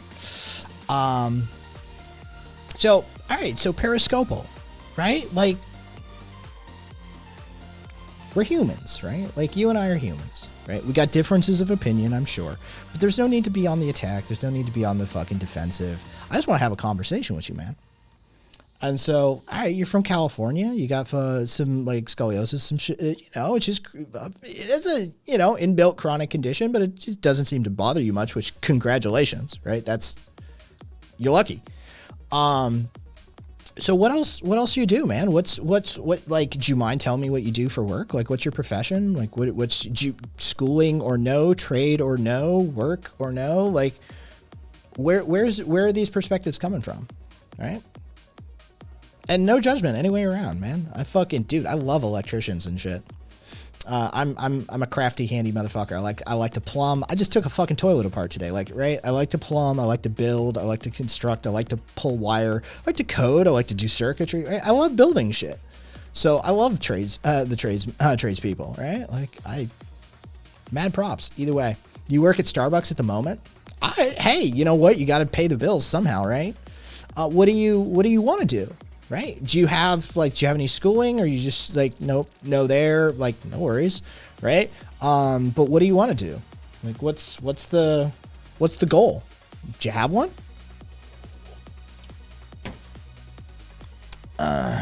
Oof, Jesus Christ. Mine was discovered at 42 degrees, says Carpe, and it progressed to 57 by the day of surgery. I'm only 20, dude. No goal. Oh, then you're fucking, dude, you got your whole life ahead of you. First coding language, you're going to hate me, Mast. You're going to hate me. Assembly. I did a lot of cryptographic programming early on, and sort of my my masterpiece was a piece of encryption software. And it got back when I was writing this kind of code, right? I used Object Pascal, aka Delphi. I used Object Pascal because you could inline assembly, so I could do my GUI construction in Delphi, and then I could inline my assembly code, right? So that's how I did my cryptographic algorithms. And so I was fucking given this shit for free back in the day, right? This is like, oh God, this put me at like 97 territory. So basically, one day I was served a notice by the Department of Defense. Back in those days, cryptographic algorithms and cryptography methods in general were classified legally as weapons in the United States. And by releasing my source code for free on the internet, I was technically exporting weaponry. So I was told to stop. A couple of years later, we changed that law, by the way. We can do that now. We can export cryptographic code. It's not a big deal anymore. But once upon a time, it was. It actually was. I had no idea. I was a fucking teenager. It'd be about 97 is when I was writing code. Yeah.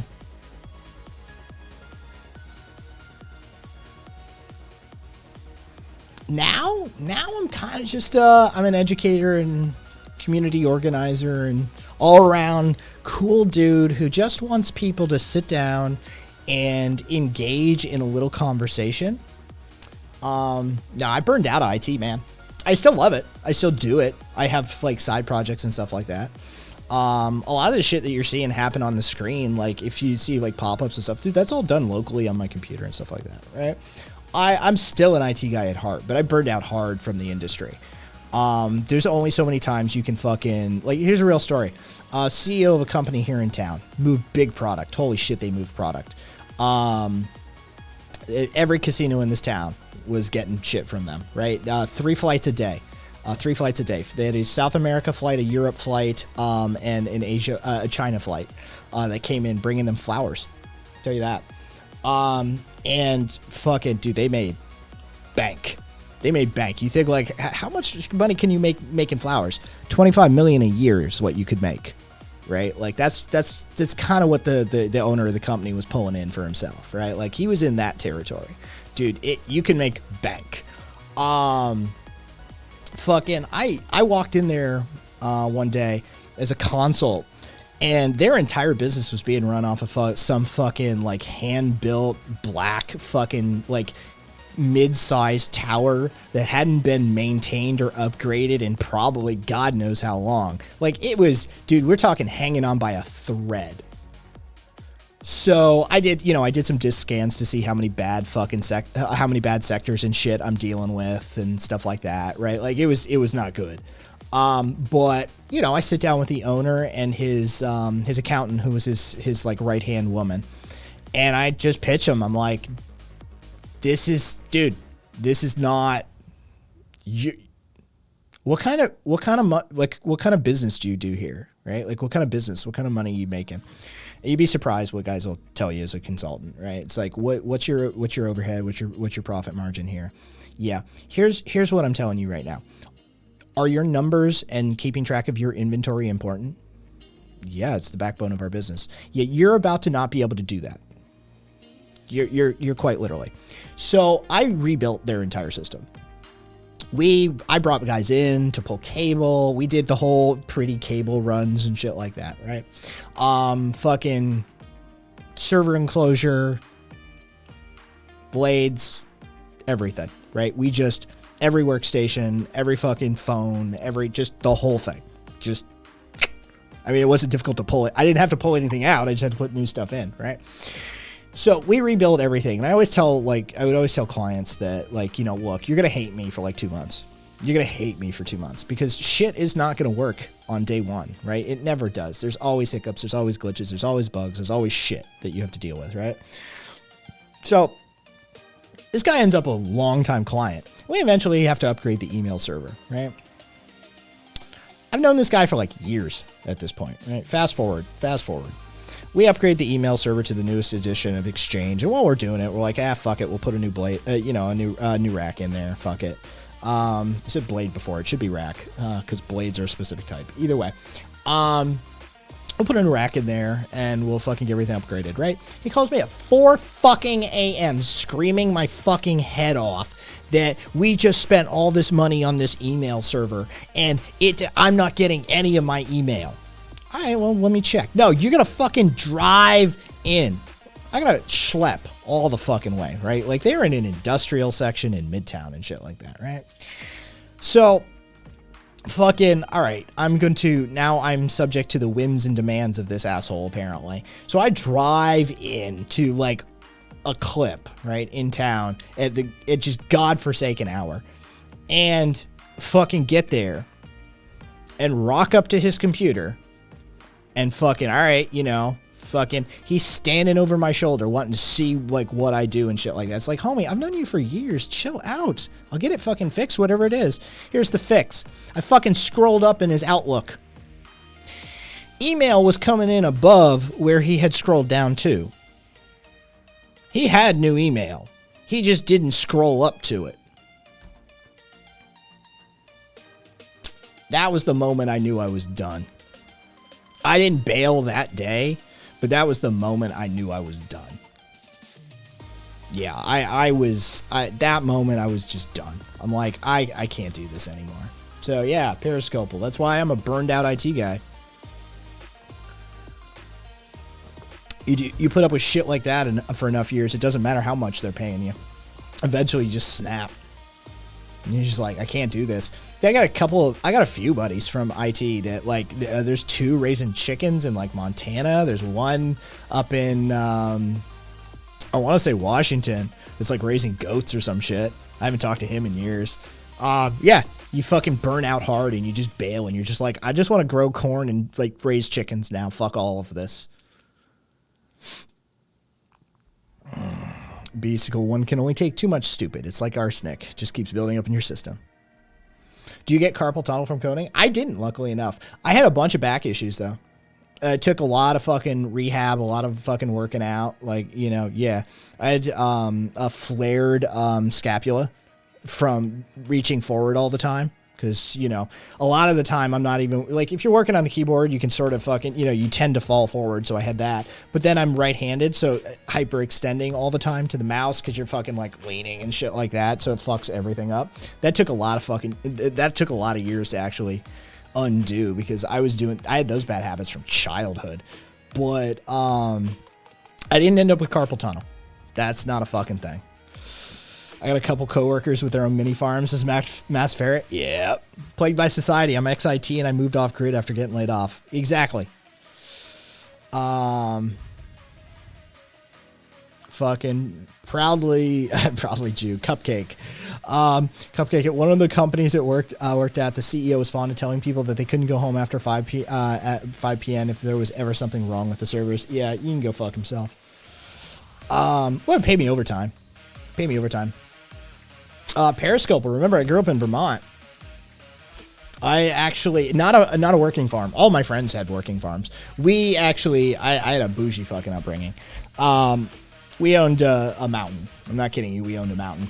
But my mom was a fucking green thumb gardener. We had a greenhouse. We had acres of organic farms in different locations on the property. We had a stream that ran through the property and 2 different ponds, as well as a pool. And so, like, you know, it was big. Like, we were putting food out. It was a small farm.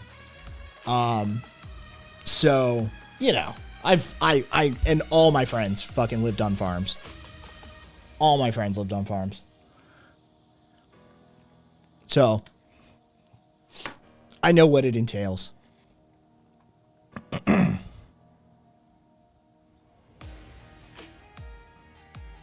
Non-binary. Yes, getting laid off is so much fun, but it's been so long since I dated someone. Let's see. Plagued by society. I'm still trying to figure out what the heck to do now. Dude, yeah, it takes a minute. It really does take a minute to figure that shit out. Homesteading is fucking hard to do, though, says Plagued. Yep, it is. You only say that if you don't do it, says Periscopal. Nah, not at all.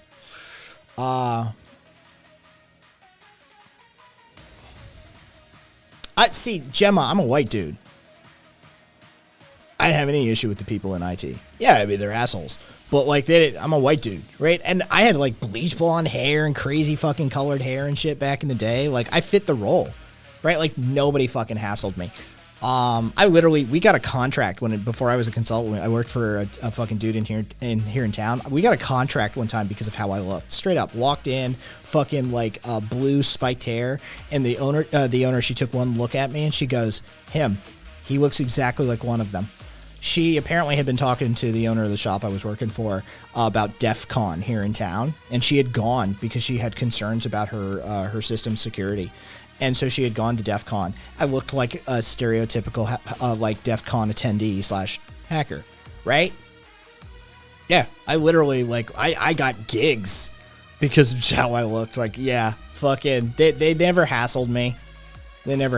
I totally get where you're coming from, though. That fucking tech bro shit is toxic as fuck. Dude, they got problems with a lot of people.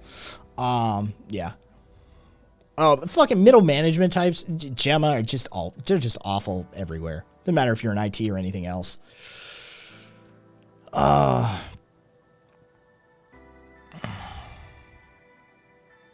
mean, Rational, I'm with you. I'm down for it. Red, the majority. Wait, who said to fucking? The majority of it, because Kvoss said I'm vegan. Red said the majority of us aren't vegan. I'm really not. No, I'm not either. Fuck that.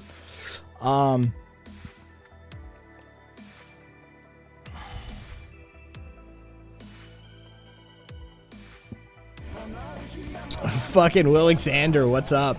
I'll get to it in a second. Give me 1 minute. Tech industry is very hyper capitalist, especially among the startup crowd. I mean, that's their bread and butter, dude. That's their lifeblood. Will Alexander, somebody made a fucking account, a meme account out of your last one, by the way.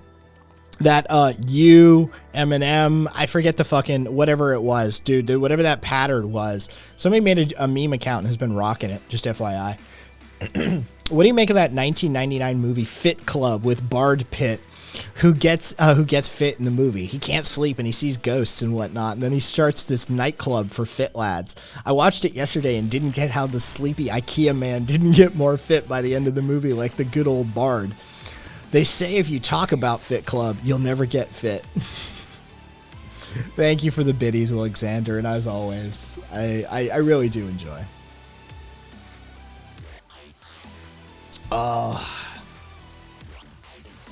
Beast, I'm too feral for veggie head shit. Against my religion. Where did I see Beast? I just thought of this because of you.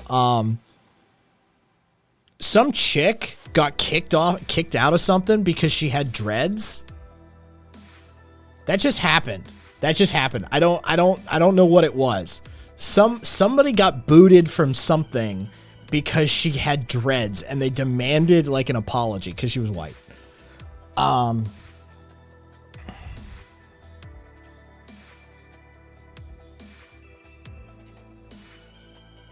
Yeah, I forget what that was.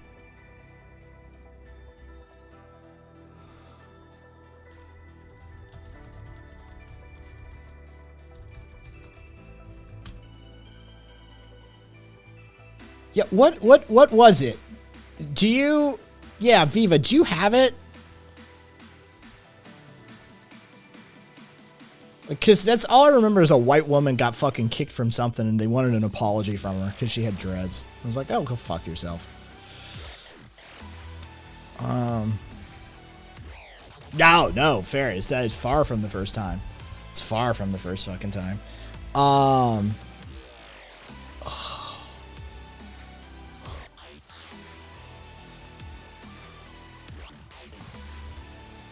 I mean, Cupcake, white people had dreads too. Dreads evolved on multiple continents, like parallelism.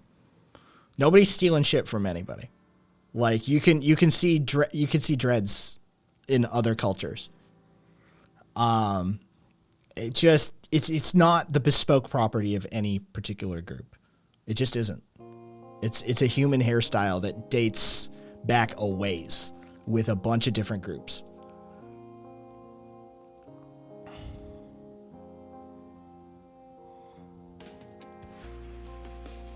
She was uninvited from Friday for Future for her dreads. Yes, that's what it was.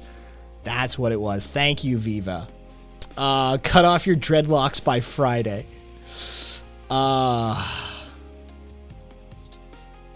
Fucking...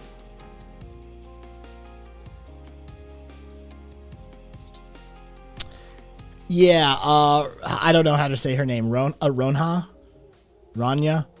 Maltzahn. She's a singer. Either way, they uninvited her from Fridays for Future, which is just a group that like organizes or calls for demonstrations on a global scale. And so yeah, like the local Hanover group fucking climate protection movement canceled the performance by the artist this Friday in the city center of Hanover, because, quote, if a white person wears dreadlocks, it's cultural appropriation. Because we as white people don't have to deal with the history or the collective trauma of oppression because of our privilege. The Irish would like a word. The Scottish would like a word. Anyone who lived on the Mediterranean during the Barbary Wars would like a word. Should we continue? Right? I think the Turks would like a word as well. They might have gotten around a bit. I think they might have oppressed a few along the way.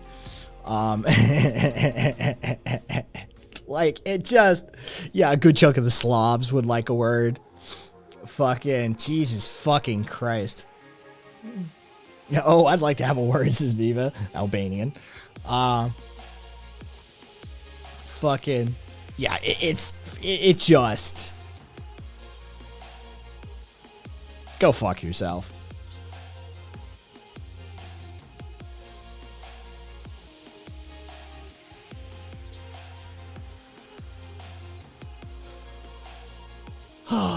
The Romani. Well, see, Ferret, that's the problem. Is nobody thinks of the Romani. They barely think of them as people. Some of them don't even think of them as people, frankly. Yeah.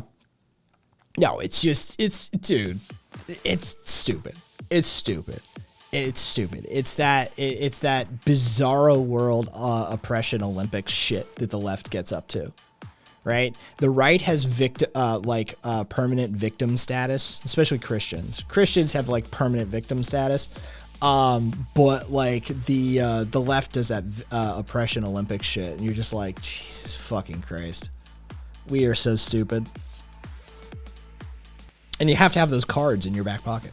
Like you have to have those cards in your back pocket, right? I'm white, so I have to balance it out with I'm sort of like a gender nihilist and in the demi boy territory. So I've got some gender fluidity to me, and I'm gay, and I have a pain disability, and I'm an anarchist. So the governments of the world hate me, right? You gotta have those cards ready, because you might get hit with some fucking you've misappropriated a hairstyle shit from the left. Jesus Christ. See, if only she had an adoptive black mother, then it would have been allowed.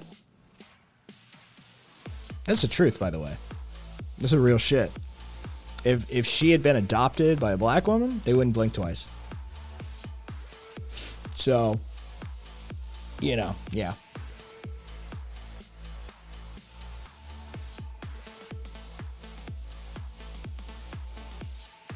Is there a rule book? Dude, I wish there was, so we could all just fucking get on the same page with this shit.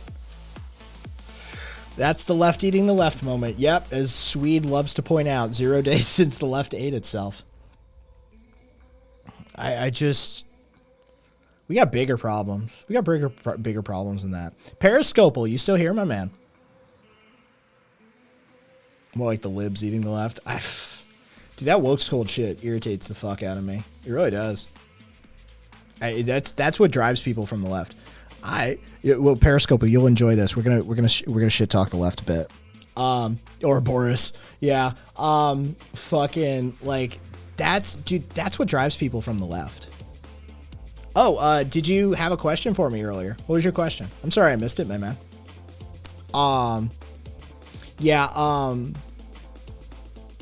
Somebody has it worse as a bludgeon for shutting people up. Yeah, it is. It is. Non-binary. You're hard up right now, aren't you? Yeah, I can feel it. Yeah, like that's what drives people from the left.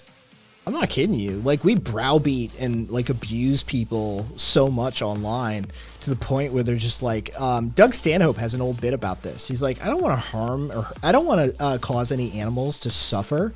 He said, but then some PETA asshole goes out into the middle of a freeway and nails themselves to the freeway like some Christ figure and backs up traffic for a few hours. And the next thing I want to do is strangle a puppy and wear it. Right? Like that's a sort of like basic human psychology that we have to understand on the left, that like we do drive people from the left when we do shit like that.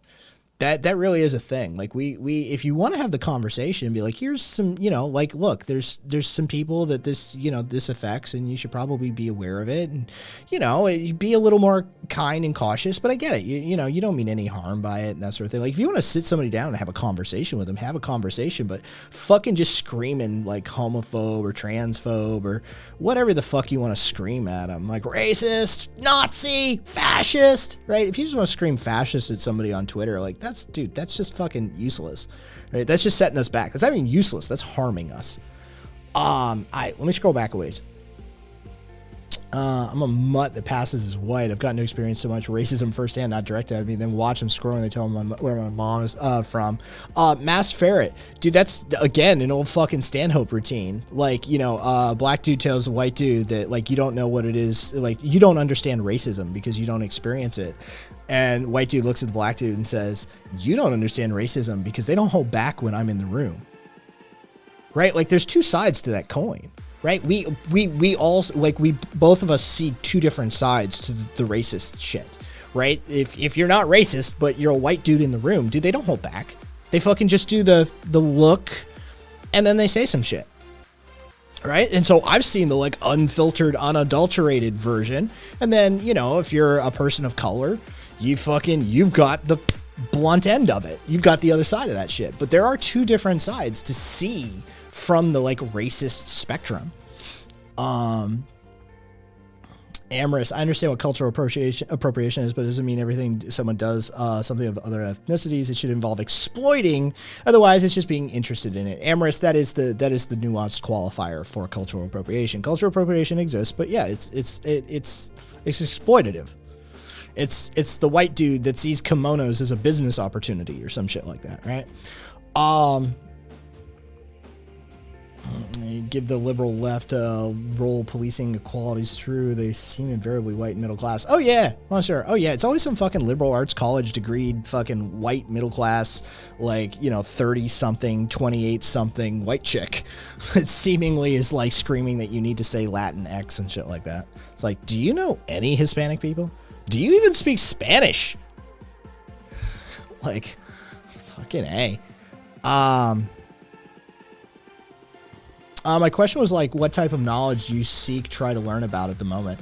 At the moment, I'm all fucking theory head shit and stuff like that, right? Like, right now, it's solely nonfiction, because it drives this community. It sort of drives, like, I have to be able to speak about a variety of topics, so I'm constantly consuming something tangentially related to the sphere of what I consider my purview, which, you know, as an anarchist, I sort of like, there, you know, there's multiple fronts of attack, right? I'm versed in theology, I'm versed in economics, I'm versed in political science, but I'm also versed in like psychology, I'm versed in physiology, I'm versed in, you know, I also, cause there's like things that born of my life, but then I relate back, right? Like we have the anarcho meatheads section on the channel because I like to be able to speak to like the sort of Jim Bro libertarian minded.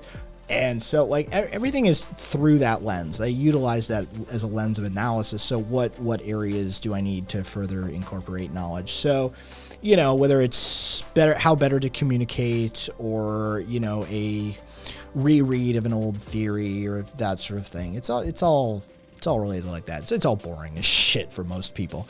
But yeah, currently I'm refreshing my my rhetorics knowledge.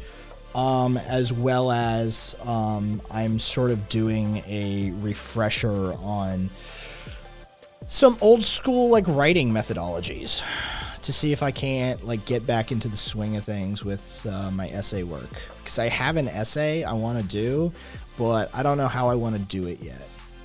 And I'm sort of looking at like some of the classics, right? You look at, you know, some of the great writers, but not just writers, but rhetoricians and orators, because most of my essays become spoken pieces on stream. They become segments, one-offs. So they have to be able to be converted into an oration of sorts.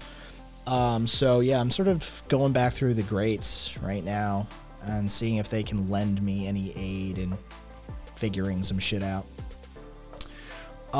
Cheshire, I think the problem is that some people on the left have this habit of jumping into something without thinking about what the actual problem is, and the actual problem is that the black people are explicitly and exclusively not allowed to wear that hairstyle because they are black, not that it's appropriating culture. Anyways, that appropriation is the issue, has no idea what they're talking about. Well, Cheshire, the people who literally canceled this singer's gig straight up said it was because of the appropriation, and that's the crux. And I mean, your criticism of their position stands. I'm not saying that it wouldn't be valid in that case. I'm just saying that like that is the focus of this conversation, is because a fucking white girl who had dreads as a singer wasn't allowed to participate because, quote, cultural appropriation.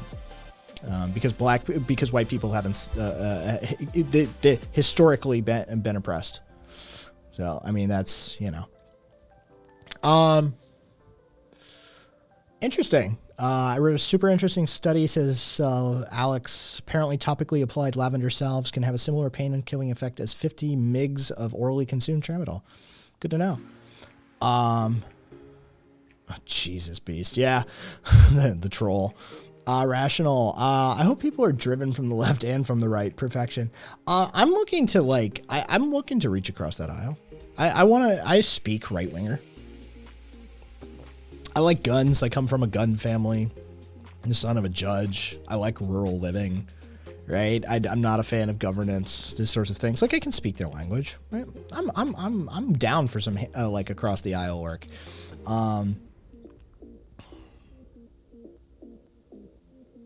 Leftist being unintentionally racist as fuck? Nah, never happened.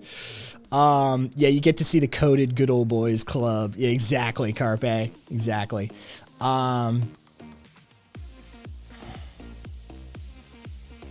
If you simply get your dreads, you're not exploiting anyone unless you didn't pay the person to dreads you. Exactly.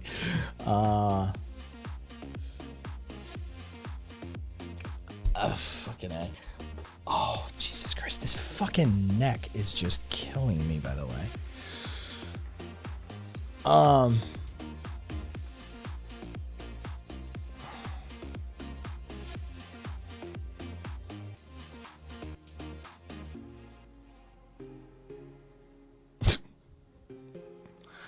Only Higgs boson lives matter. Jesus Christ.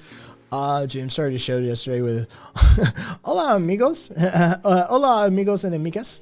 And I couldn't help but say, you know, the politically correct term is amigex. Yeah. Hola. Hola amigos y amigas. ¿Cómo está? I'm telling you, you pitch up automatically when you do that.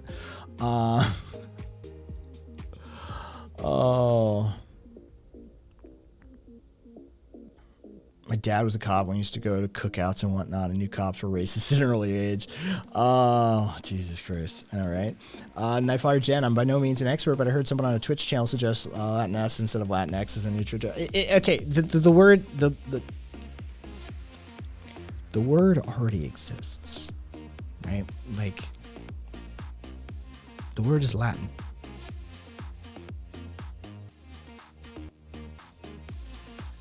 If you just use the English word, right? Forget the Spanish word. Just drop the os or as and just go with Latin. The problem is literally solved.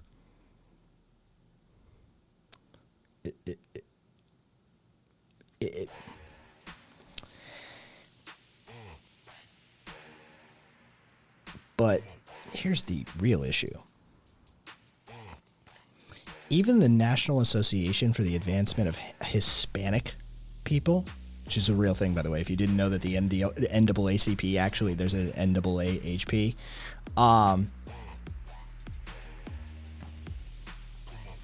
even the National Association for the Advancement of Hispanic People has explicitly stated, stop using that Latinx term.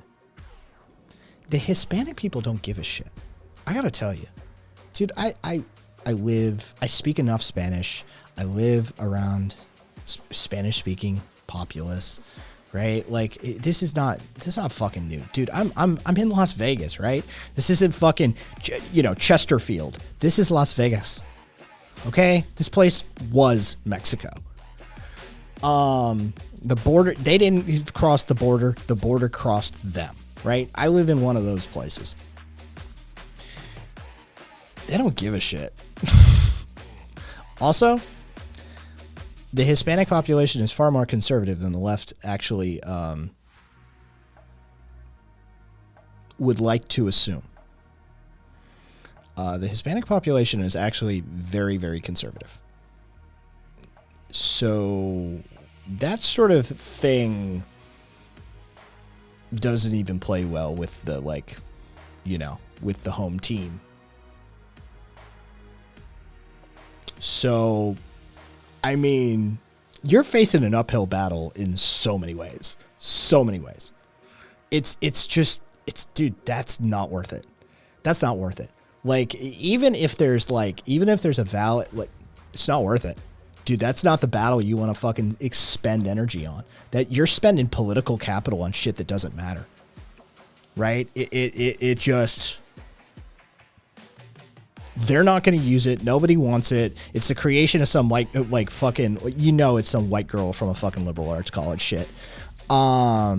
It's an American neologism born of approximately 2004 online via online sphere, right? We know just enough history of this word We don't have any particular origin point. We're not 100% sure, but some really good web searching can get you the sort of on the trail of it. And yeah, if you look into the history of Latinx, it's an American neologism born of about 2004 online sphere. So like it's super preachy.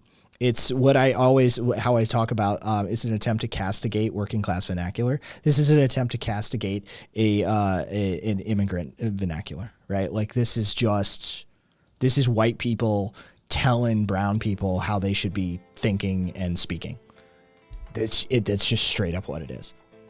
This is not born of the Hispanic community. This wasn't born of fucking, some trans or NB person who spoke Spanish.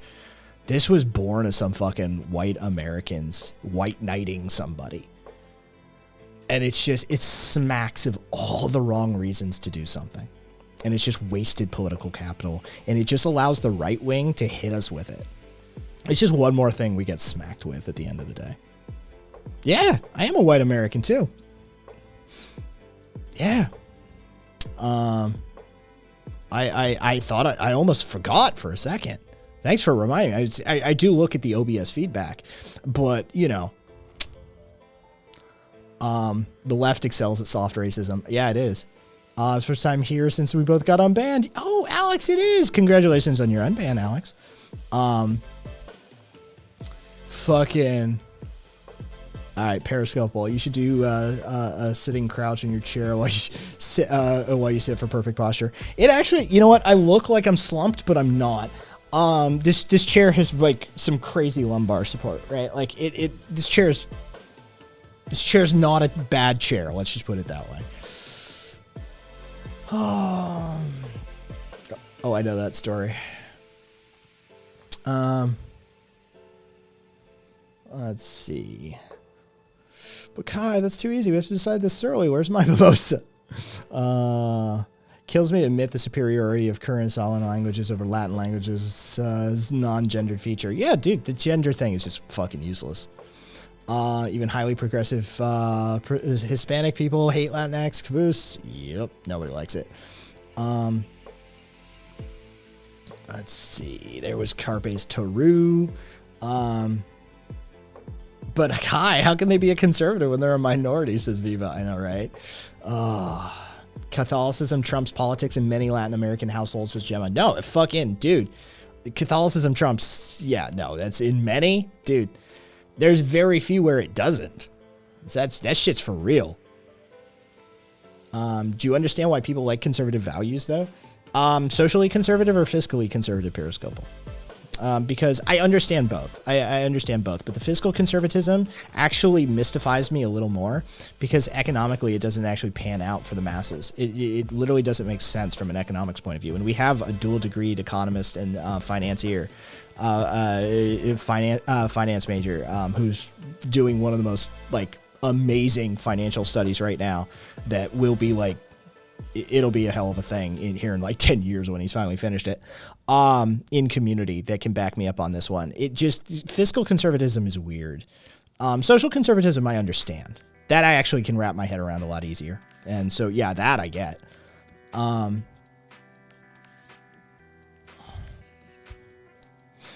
Rational. Never met a Latinx, but I've met a few X's that are Latin. Okay, this is an actual question. Isn't it racist to change words to fit other groups? Yes, of course it is, Viva. I think it is.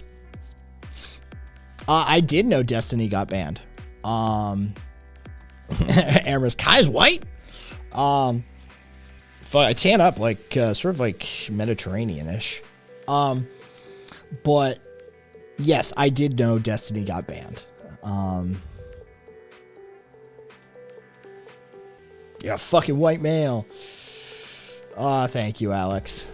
Shout out interest, Kai. The ankle's fine, Gemma. The ankle's fine. Right now it's the neck. Dude, I pulled right here. It's all fucking tensioned up and shit, Gemma. The ankle's fine though. Thank you for checking in on. Come back next week and check in on the neck.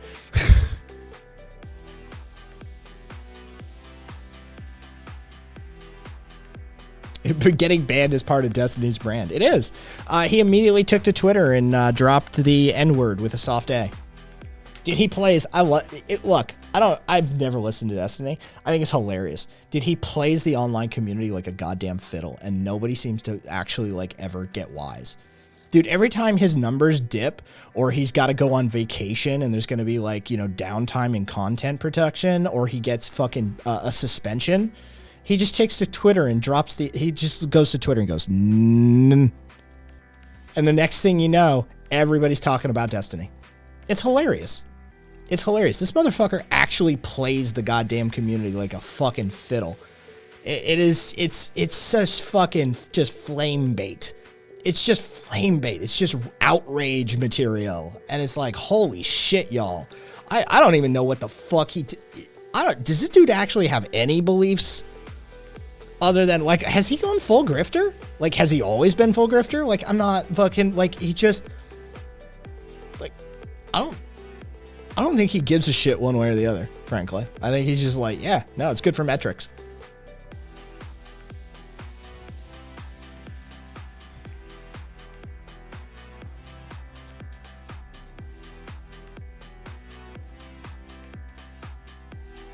Carpe, I live in an area with a lot of conservative Hispanic people. Dude, it's just straight up. It's just another vacation for him. Yeah, basically. And even just about the Catholicism, the Republicans buy up Spanish radio stations. A lot of people, Spanish people actually listen to radio. Dude, Kaiser, yes, now, but I got to tell you, this shit predates that.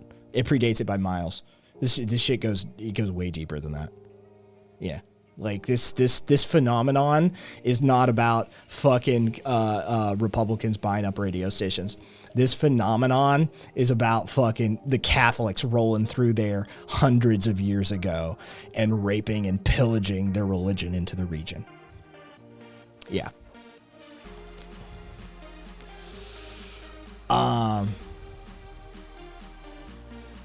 Did Destiny say something transphobic again? Yeah, Gecko. Yeah. Carpe. Yeah, he just gets more engagement.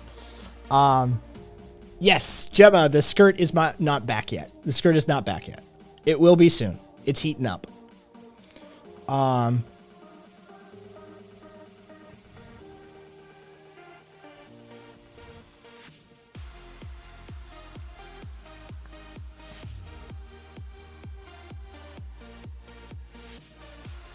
Beast. I've never met a progressive Latino in my town. Alex. Irish. The word Catholic is enough to make me shudder after my upbringing. No. The whole point is, yeah, the skirt cools you down. So when it gets hot in Vegas, I wear the skirt. I haven't been wearing them because it's been fucking winter, you know. I mean, that's an easy spin, guys. Like, I mean, they voted for fucking Reagan and shit. Right? This is the old man context, right? Like, dude, they've been voting for fucking the wrong people forever because Christians, right? Reagan got the fucking Christian vote, like the Southern Baptist Convention and shit like that. And once the Christians were like, yeah, he's our candidate, and fucking Catholics jumped on board pretty fast. Trans panel Destiny and Vosh Crash is all I needed to see what both of them are about. I don't even know what's vegan. Yes. Nice Kai, our music synced up with the beats. It sounds like one song. Nice, Beasticle. Such as Nevada has winters, yes. I'm guessing your winters would be a lot like mine, teens to low 20s.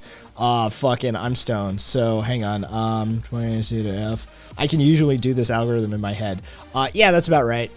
Yeah, Gemma, that's about right. Yeah.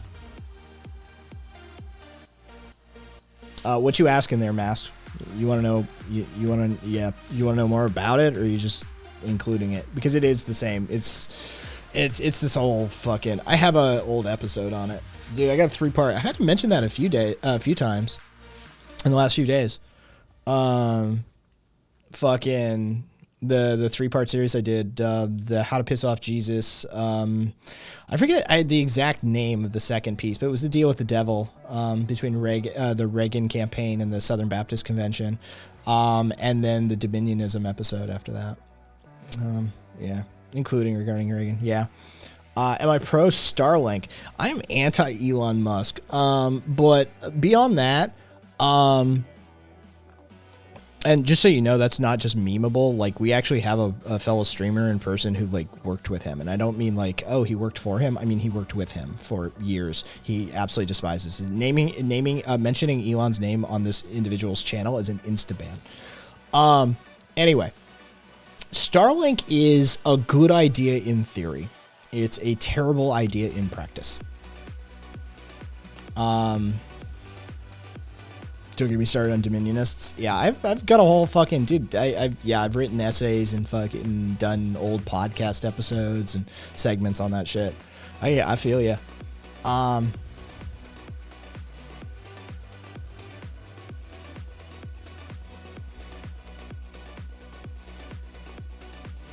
Yeah, Starlink's super problematic when you start getting up to the numbers they need. It is actually problematic. We'd be better off just actually fucking doing some real broadband. I mean, for the amount of money we spend on everything in this country, the scope and scale on that project just doesn't line up. It just doesn't.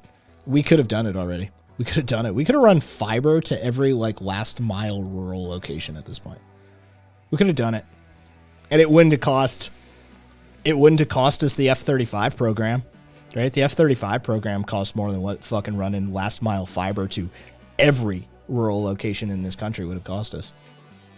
So, like, we could have had, like, fiber backbone to every fucking location in this country. And, like, you know, for less than the cost of one shitty jet. Well, but that's the thing, Periscopal. If you start limiting your scope for the developed world, then you can target the developing nations that it would be difficult to do that in, and thus reduce your overall satellite load. And so the astronomers aren't as pissed. The fucking the actual people who work in space aren't as pissed from all the goddamn debris and shit and the potentials for collisions, and that so your geostationary orbits for that, you'd be taking up less space. So if you sort of min-max this situation, you could do both, and, you know, work on getting the infrastructure to places like Africa. Roads. Africa needs roads. That's fucking, dude. They need infrastructure. It's a big fucking continent. But yeah, like, you could be working on that infrastructure at the same time as giving something like that. But you don't need it if the fucking developed world got its ass in gear and actually did shit correctly for once. Yeah, Duck, they did. They ran it to some places, but they stopped. No, let's just lower the standard for broadband. Problem solved. Yeah, or we could just give out fucking billions of dollars to telecommunications companies and have them deliver literally nothing. Yeah. Yeah, fucking China's got the roads covered, but rip their wallets and sovereignty.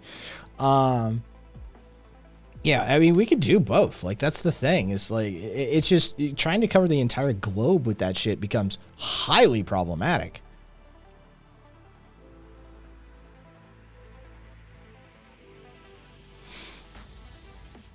I mean, look, I'm gonna fucking take the back door and say, you know, it's climate change, but it's anthropogenically driven climate change is, you know, the specific nuanced fucking, dude, nobody should ever have said global warming.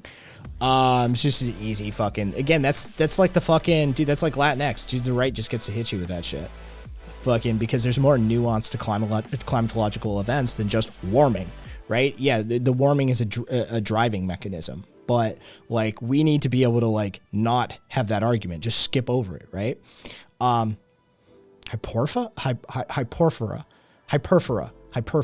I believe that's the rhetorical device of, like, responding to a criticism in advance.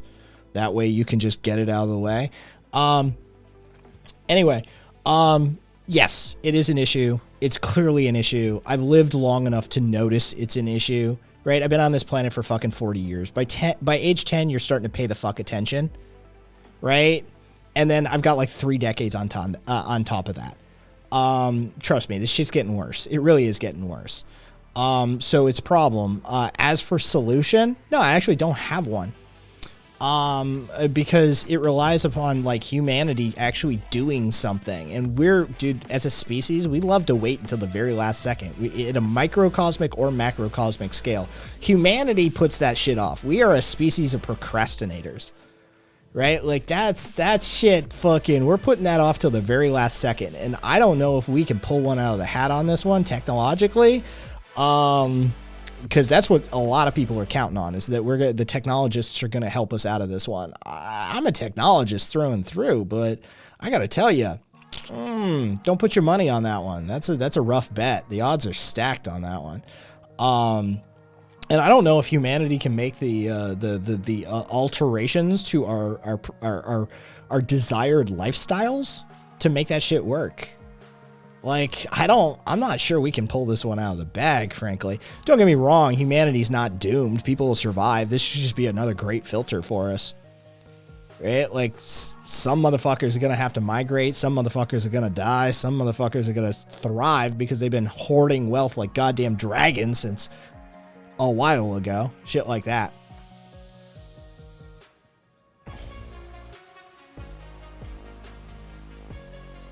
Yeah, non-binary, your fucking parents were weird as shit and you know it.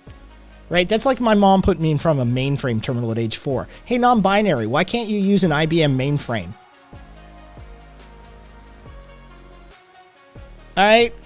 You want a dick measure with fucking parents and shit? Your parents were weird as fuck, man. They had you at like nuclear submarine bases protesting and shit when you're like in diapers.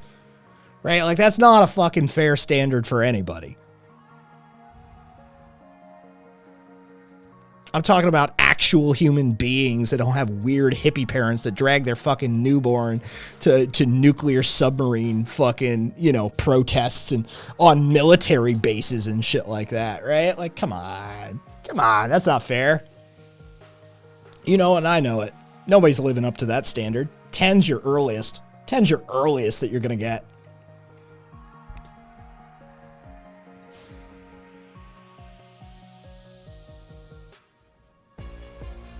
You do realize the difference between an IBM mainframe and a fucking BBC, British Broadcasting microcomputer is about the difference between you launching a bottle rocket in your backyard and me launching a fucking Apollo mission, right? Homie, you're not even in the same camp. You're not even in the same industry. A British Broadcasting fucking microcomputer compared to an IBM mainframe? Homie.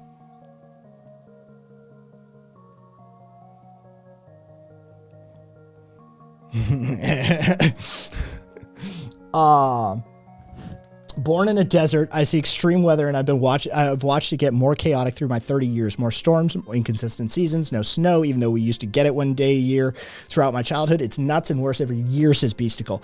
Yeah, dude, fucking living in the desert, dude, our monsoon season is gone. What's up, 990? How are you?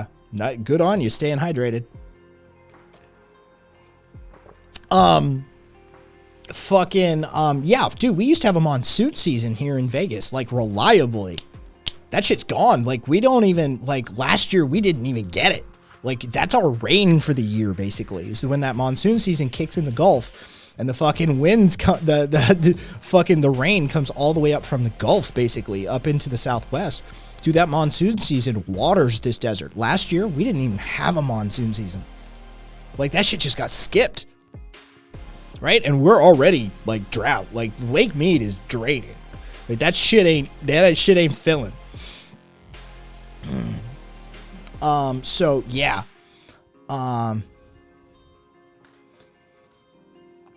Yeah, it fucking, climate change is real. It's a problem. I don't necessarily know we're going to solve it, and it may act as a great filter for our species. I don't think it's going to wipe our species out. I'm not a fucking one of those fucking collapse people that thinks that like all of society is going to disappear and human beings are going to go full like primitivist and shit on us. No. Rich people could be good though. You got $1 billion in the bank, chances are you're going to make it through just fine. Your kids are going to make it through just fine. Right? Those fuckers are digging in hard. They got fucking like missile silos and shit as shelters. They'll be fine. So, but yeah, it may act as a great filter for our species for sure. I hope not, but it may. Caboose, well, at least you don't have to deal with microbursts, I guess. Beast Skull, we have an underground river that only pops up when it rains good. That thing used to flood our main roads, not no more, until we get suddenly get a freak storm out of season, that is. Is that, let's see, fucking, wait, who, is that Lexi? Yeah, it is. Okay, that's Alex. I'm in marshland and I absolutely see it. We used to get snow every year for like a week. We haven't had any since 2018, and before that, since 2015. Summers have gone from a 25C average, 30C max, to 40C max, and 30-35 average. This place turns into a fucking bayou in the summer, said Alex. Yeah, like every year is the new hottest year on record. Like that's just, it just keeps stacking. Like how many years running now is absolutely ridiculous. Armed shelters, yes, exactly, Cupcake. Armed shelters. Rational said it could come in trends that go up and down. It does, but like we've been tracking this for a while geologically as well as like actual human record, and this is outlier. Like this is a problem. We have accelerated the cycle. See, that's the thing, is the trends that you're talking about going up and down, Rational. They actually, like, yes, we are in a trend, but this trend shouldn't have happened. The anthropogenic cycle accelerated this to the tune of orders of magnitude. We have compressed a cycle, and that's hugely problematic from like an ecological standpoint. The species will survive, the planet will survive, but the world we built is fucked, says Beastical. Yeah, it's dude, we're not doing good here. We're not doing good.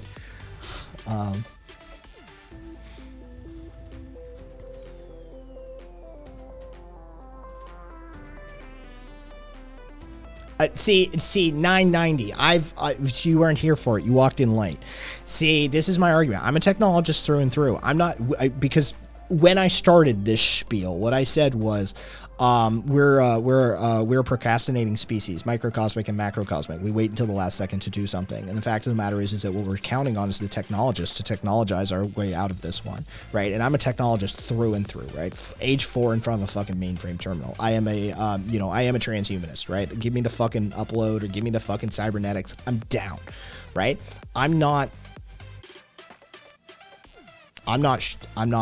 Dude, I live in Vegas. I'm not putting money on that I'm not putting money on that number. I'm not. Like that's a bet I wouldn't take. We're betting on it as a lot of people are betting on that as a species, that the technologists will be able to like roll something out that will help on some level of the spectrum, and either multifaceted, like a distributed network of something, right? But I'm not betting on that. I'm not sure we're there, because we aren't a class 2 species. And yes, we're getting ready, but the scale on which one gets ready to enter or become or change classes as that ranking system that you're using, dude, the scale is huge, right? And anthropogenically driven climatological disaster is here now, right? That shit ain't happening now. So nah, I'm not putting money on that fucking number.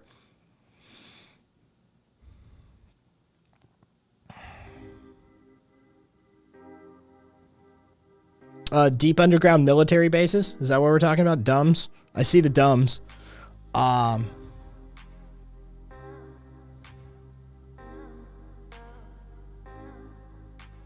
Yeah, Viva's in that shit deep. Further, I'm also in the area of technology and see a bit of the development in the technology area. I wouldn't bet on it. Yeah. Yep. Sixth mass extinction phase? What number extinction? 5 or 6? I think it's 6th. Caboose said the last 3 or 4 years now have been, is my house going to burn down this summer? Yeah, I know, right? You're up in that fire zone in California. That's a bitch, Caboose. No, Crix. Yeah, we're like point something, like 0.73 or some shit like that. It's a decimal place. It's a decimal place. A for Andre got banned for a joke that supposedly sounded like doxing indefinitely. Twitch is fucking all one. I don't even know who A for Andre is, to be perfectly honest. So sorry, but that sucks. That sucks. Oh, all right. If you want to make rich people care, tell them no more golf courses if climate change continues. They'll dome them. They'll just dome them. They'll do some Dubai shit, Viva. They don't give a shit. He's a good dude, does Pokemon stuff, and used to host discussion panels. Well, I mean, clearly he's not a good dude. He does Pokemon stuff. Just throwing just lobbing fucking bombs. Just lobbing fucking bombs. Pokemon was after me. I've never played a Pokemon game. I was a kid. Like I was a grown teenager when fucking Pokemon came on the scene. I had nothing to do with that shit. That was the shit that like the middle schoolers was doing. Yeah, I don't. That wasn't me. I've literally never played a Pokemon game. I've played a Yu-Gi-Oh a video game before on the original Xbox, but I've never played Yu-Gi-Oh as like an actual card game. So yeah, I have no nostalgia for Pokemon. I don't even like turn-based. I don't like turn-based combat. I don't like turn-based combat. So the whole fucking premise, cards. I don't like the fucking card-based games. I don't like collector games like that. And I don't like turn-based combat. So Pokemon for me is like 3 strikes. It's already out.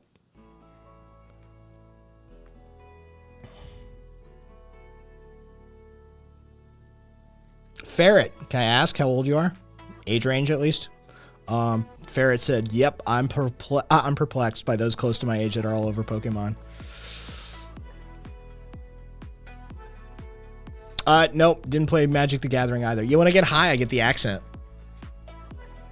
Yeah, Periscopal. The weed brings the Southerner out in me. I've got a few different accents I do actually that I'll slip into, and when I'm just the right amount of stoned or really really angry, I get some Southern in me. Yeah, like I said, I spent time in Tennessee.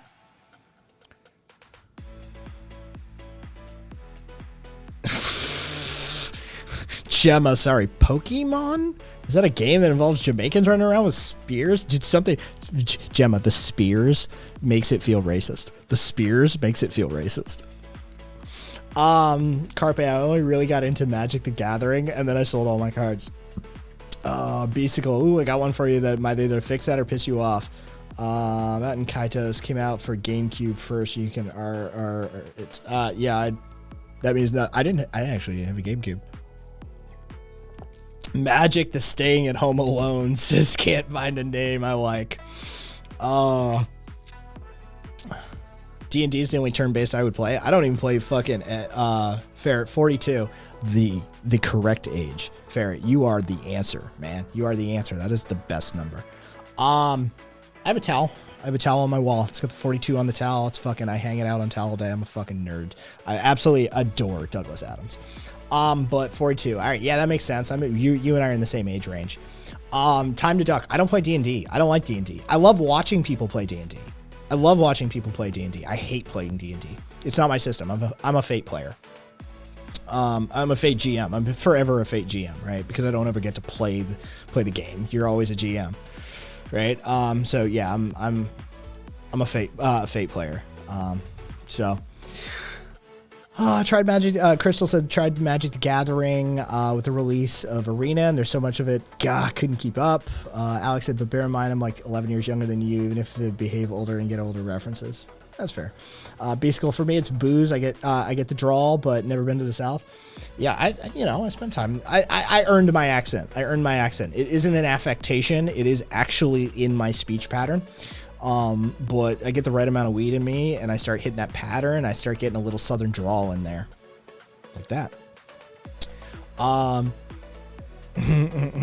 It is the ultimate answer. 990, I own an Atari 2600. I'd be so pissed off. My joystick was filled with bite marks. I never broke controllers or anything like that. I didn't fucking rage quit games. Ferret, Magic the Gathering confused me. I tried getting into, I don't know what SWCCG is.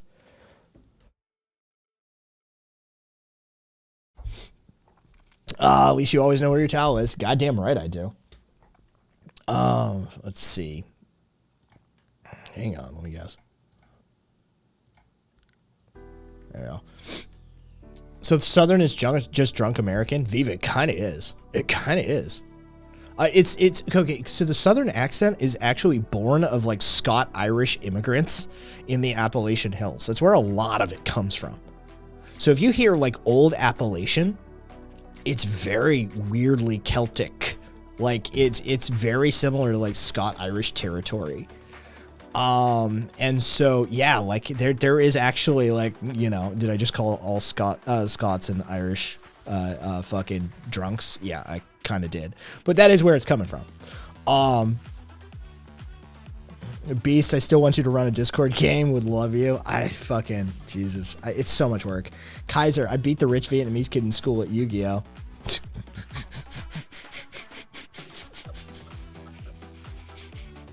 Sorry, Kaiser. The Korean American kid beat the rich Vietnamese kid in Yu-Gi-Oh in school. Did you like get his soul or something after that? How's that work? He now owns a couple houses that he rents out, but I still beat him. Star Wars card game? You know, Star Wars collectible card game. It never took off. Yeah, I fucking no idea what it was even. Thanks for informing though. And fucking who got it? It was Crystal got there first. Good on you, Crystal.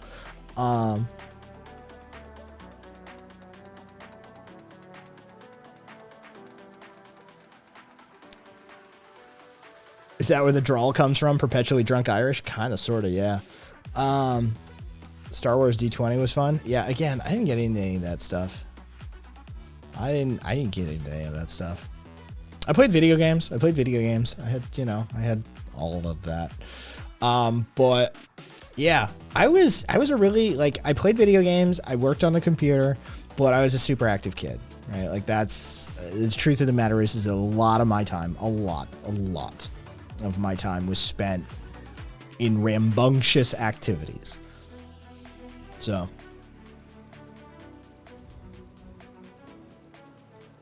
Let's see. I know this is off topic, but we're talking about accents. Can you understand this? All right, hang on.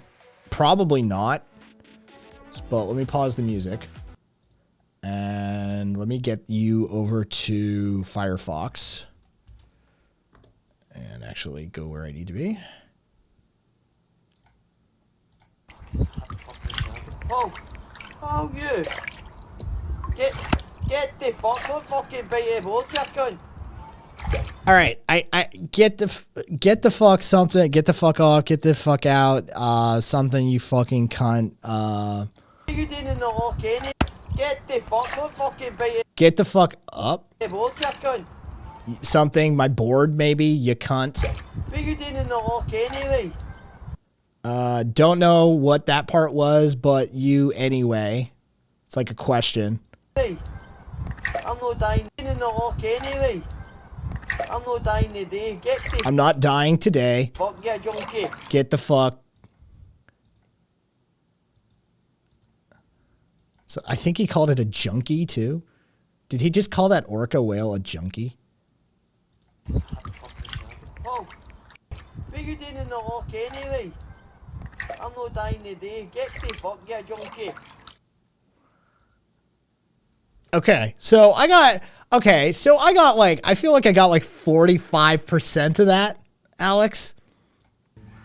I feel like I got like 40. If I'm being generous, 45. I feel like I got like 40% of that. What are you doing in the lock anyway, you junkie? Fucking, you did pretty good for a yank. Yeah, like that's, thank you. I at least can sort of figure out what's going on if I were listening to it.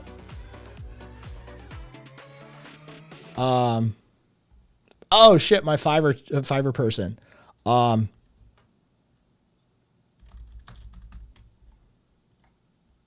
Okay, so we're for the Popo's Bizarre Adventures. I have a Malaysian artist who specializes in drawing people as JoJo's characters. So it's gonna be something in the lines of like, I don't know. She's gonna draw me as a JoJo character, apparently in typical JoJo's clothing. But it's gonna be like me ducking a nightstick or something for the thumbnail for YouTube, so I could put like episode 1, episode 2, that sort of thing. She just hit me back asking me like, "Do you want me to draw you in typical JoJo's clothes?" And I'm like, "Sure." So like, yeah, like that's happening. Like, you know, yeah. As far as I'm concerned, I've told her like, I don't know, like just I need a thumbnail that I can lay episode number on in text somewhere with myself dodging some stereotypical cop or something. Hell, just ducking a nightstick would work. Anyway, you're the artist. I'll leave it to you. Send me the order and I'll pay it. Fucking. So we're gonna have that thumbnail, and then I can go back and edit those fucking thumbnails. I do have the intro outros done successfully now. And so some of those episodes will be going up. For those of you that fucking weren't here for the story of Megan Rondini, I mean, I'll warn you in advance, like, it's rough. It's fucking rough. But there's going to be a few, like, segment videos going up to the YouTube channel from now on. So, like, Popo's Bizarre Adventures episode 2 will be up there short. It's already up there, but I'm waiting on the thumbnail to publish it. And then I separated out the story of Megan Rondini because I felt that, like, she deserved her own story. And then, you know, we're doing different stuff. So there's like segments and stuff going up to the YouTube channel.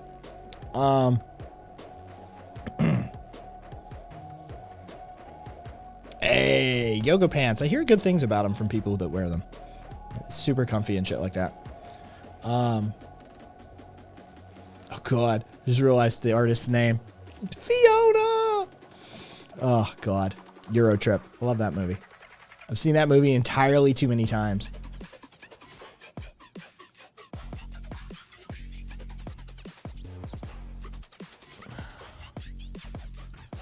Yeah, yoga pants are nice. You know, not my thing. We got over the memes. We got. Oh yeah, dude, that's fucking Stargate, fucking brilliant, right? Colonel, the United States is not in the business of interfering in other people's affairs. Since when, sir?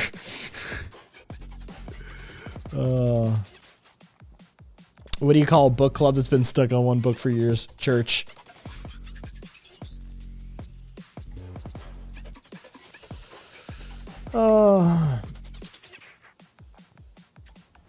See, because of the small fiber neuropathy, I don't want stuff touching them. Like I don't want anything on them. That's not helpful. Movie maybe by a Leica. Dude, that movie has no business being as good as it is. That movie should be trash. That movie is goddamn gold. That movie, I've seen that movie so many times. It's ridiculous, but it's hilarious. It's hilarious. Fucking Eurotrip is a great movie. Fucking Bratislava, right? It's good you came in the summer. It gets depressing in the winter, right? Scotty doesn't know that Fiona and me, dude, Matt Damon and Kristen Crook at the time, like, fucking doing those parts just randomly. Fucking, Scoozy. There's so many fucking quotable scenes in that goddamn movie. God. I need to watch that movie again. It's been too long. It's been too long. We watched it on one of the movie nights. But I need to watch it again. I need my fix. Rational, we're old. Dude. You know what? It sucks physically, but mentally it's amazing. Right? Physically being old sucks. Mentally, we know, like, there's so much shit, right? Like the first time meme? You right? It's your first time? Dude, we've been there. We've seen it. right? Like, we've seen the conservative fucking fascist takeover before. We've seen the pendulum swing. We've seen the fucking collapse shit. We've seen depressions and recessions. We've seen fucking, you know, pandemics. We've seen genocide. We've seen fucking the government screw us over in how many different ways. Like, you know, it's like, oh my God, did you hear they're doing this now? It's like, yeah, I remember when they did that back in like 89. All right?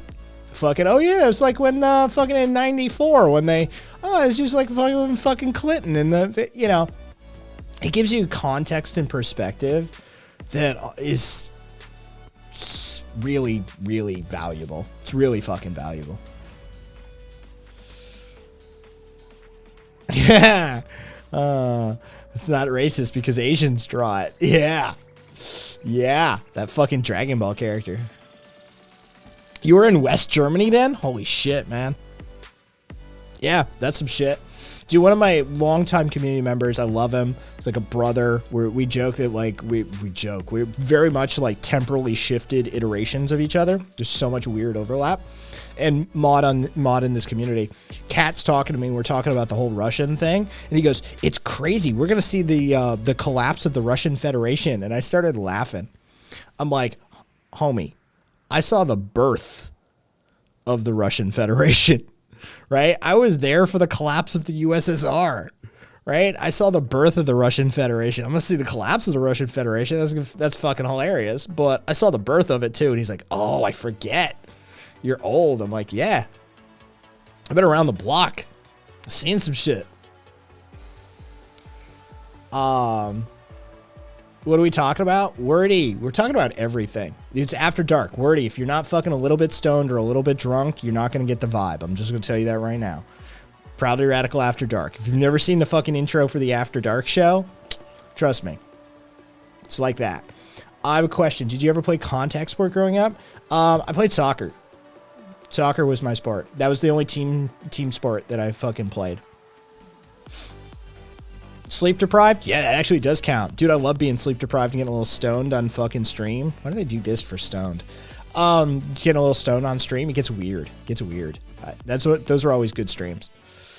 Oh, Ferret, you were an army brat. That explains that. Carpe, Nixon was president when I was born. Then, Carpe's seen some shit. Dude, Carpe's seen some shit. Dude, it provides you a little peace of mind, doesn't it, Carpe? Right? Like, you're just like, I've seen this shit before, right? Like, it's a little less, it's not a shock to the system. It's not a shock to the system when somebody does something crazy. You're like, I remember. I'm raising my son on the tech I grew up with when he can buy his own good on him, but today he's playing DMG. Next year he's moved to a Tandy. Jesus Christ. Nixon and Thatcher were in power when I was born. I sneaked into Germany shortly after the wall fell, said Viva. Beasticle. Yeah, I was born in 89, right at the end of the year. My coming was a sign of the world changing. Yeah, basically.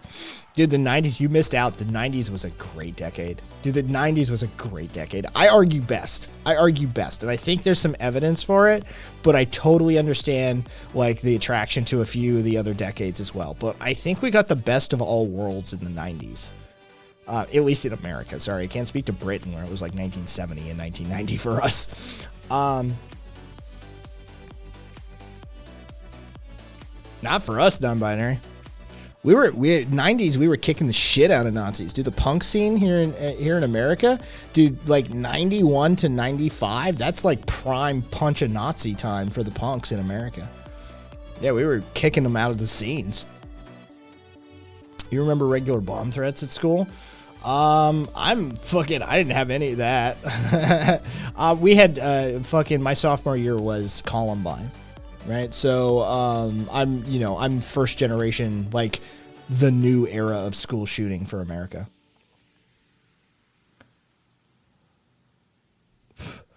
I didn't even catch that, Carpe. Good grab. Alex said that's fair. Jay, the partner, played more than a decade of rugby and cricket, and then 6 years of American football. He's 31. Been watching his mind slip like a dementia patient for the last year and do a bit. And there's absolutely nothing to do. It's terrifying. Be careful of head trauma, folks. Yeah, CTEs are a motherfucker.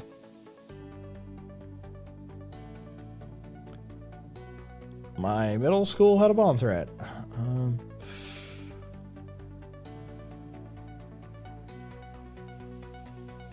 Came from the disgruntled student who got expelled, if I remember correctly, says Cupcake.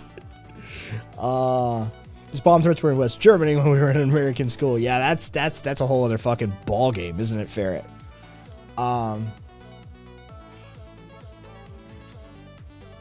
That was Florida, actually, non-binary. Yeah, that was Florida, but you got everything else right. You got everything else right. There's someone who sliced up a Nazi, and the Nazi's friends ran away while the punks patched him up. Yeah. It was, you know, like, you're not our enemy now. You're fucking disabled. You know. Yeah, they took care of him.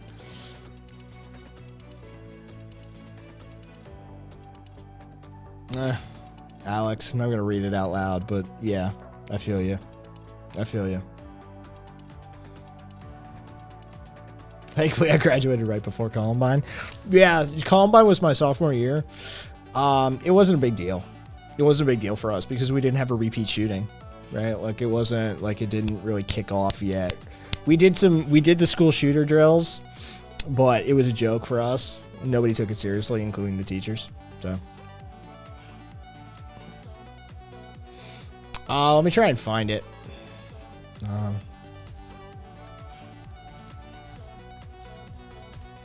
I can get it for you. There you go. Red, link in chat.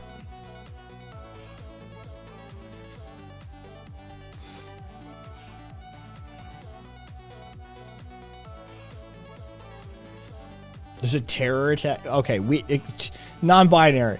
There was a terror attack in Sweden a few days ago. Kid killed 2 teachers with an axe and knife. That,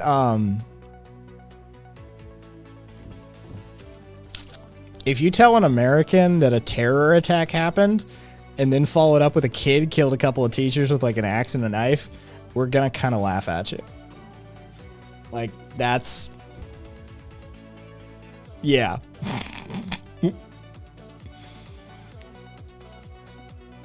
That doesn't even register on our radar. We'd probably enjoy the axe thing though.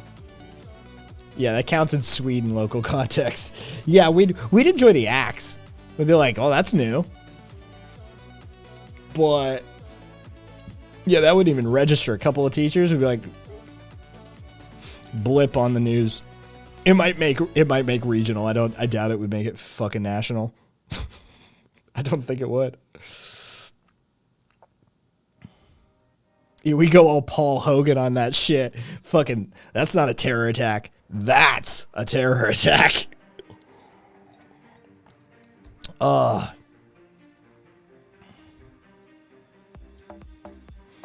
For twos, come to think of it, on the topic of shooting drills in school, doesn't it defeat the purpose to teach potential perpetrators the moves people will take to counter their actions? The actions are traditionally pretty hard countered, or like hard counters to the shootings themselves. But like, yeah, I feel what you're putting down for sure. Yeah, axe is pretty hardcore, though, not gonna lie. Yeah, it was a weapon of opportunity, though, and you know it, Carpass, because that's the only thing he could get his hands on. It's my weapon of choice in Zomboid, too. It's an axe. Fucking a fireman character with an axe in Zomboid just puts in work. Just puts in work. Fucking. Do you know that, like, have you been here for the story of Ted Kaczynski? He was full ride scholarship anyway. That's because non-binary said that's because we have free education, so no Ted Kaczynskis. Do you know how we created Ted Kaczynski? Like, that's not even like, yeah, dude. That dude was a genius mathematician. He was on a full ride.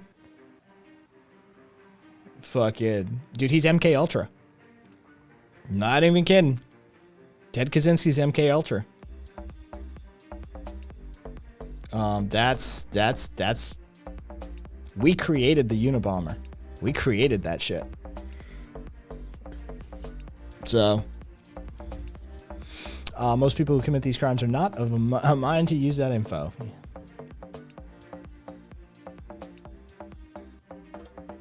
No, oh, God, no, non-binary. Not even close.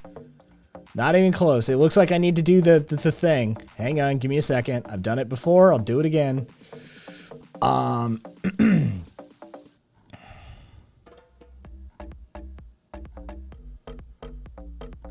Fucking, give me a second. I gotta find it. I gotta find it. There we go. All right.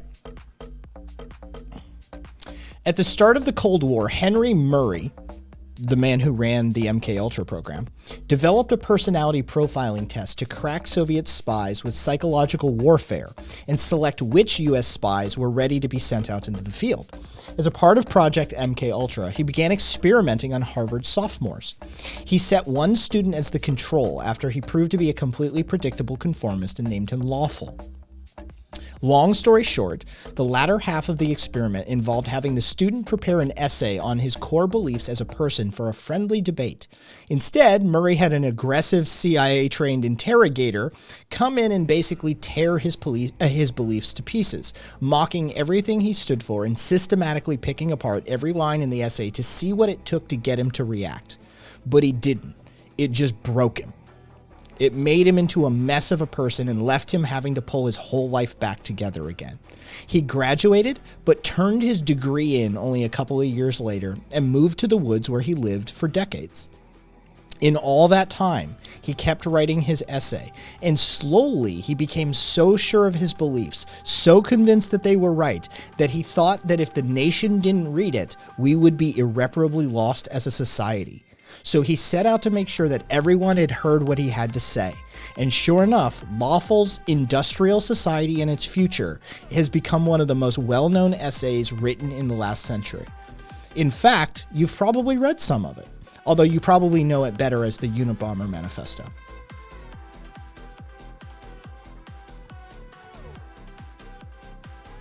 So there you go. There's a quick, we created Ted Kaczynski. He was a brilliant mathematician. Yeah, Cupcake. Yeah.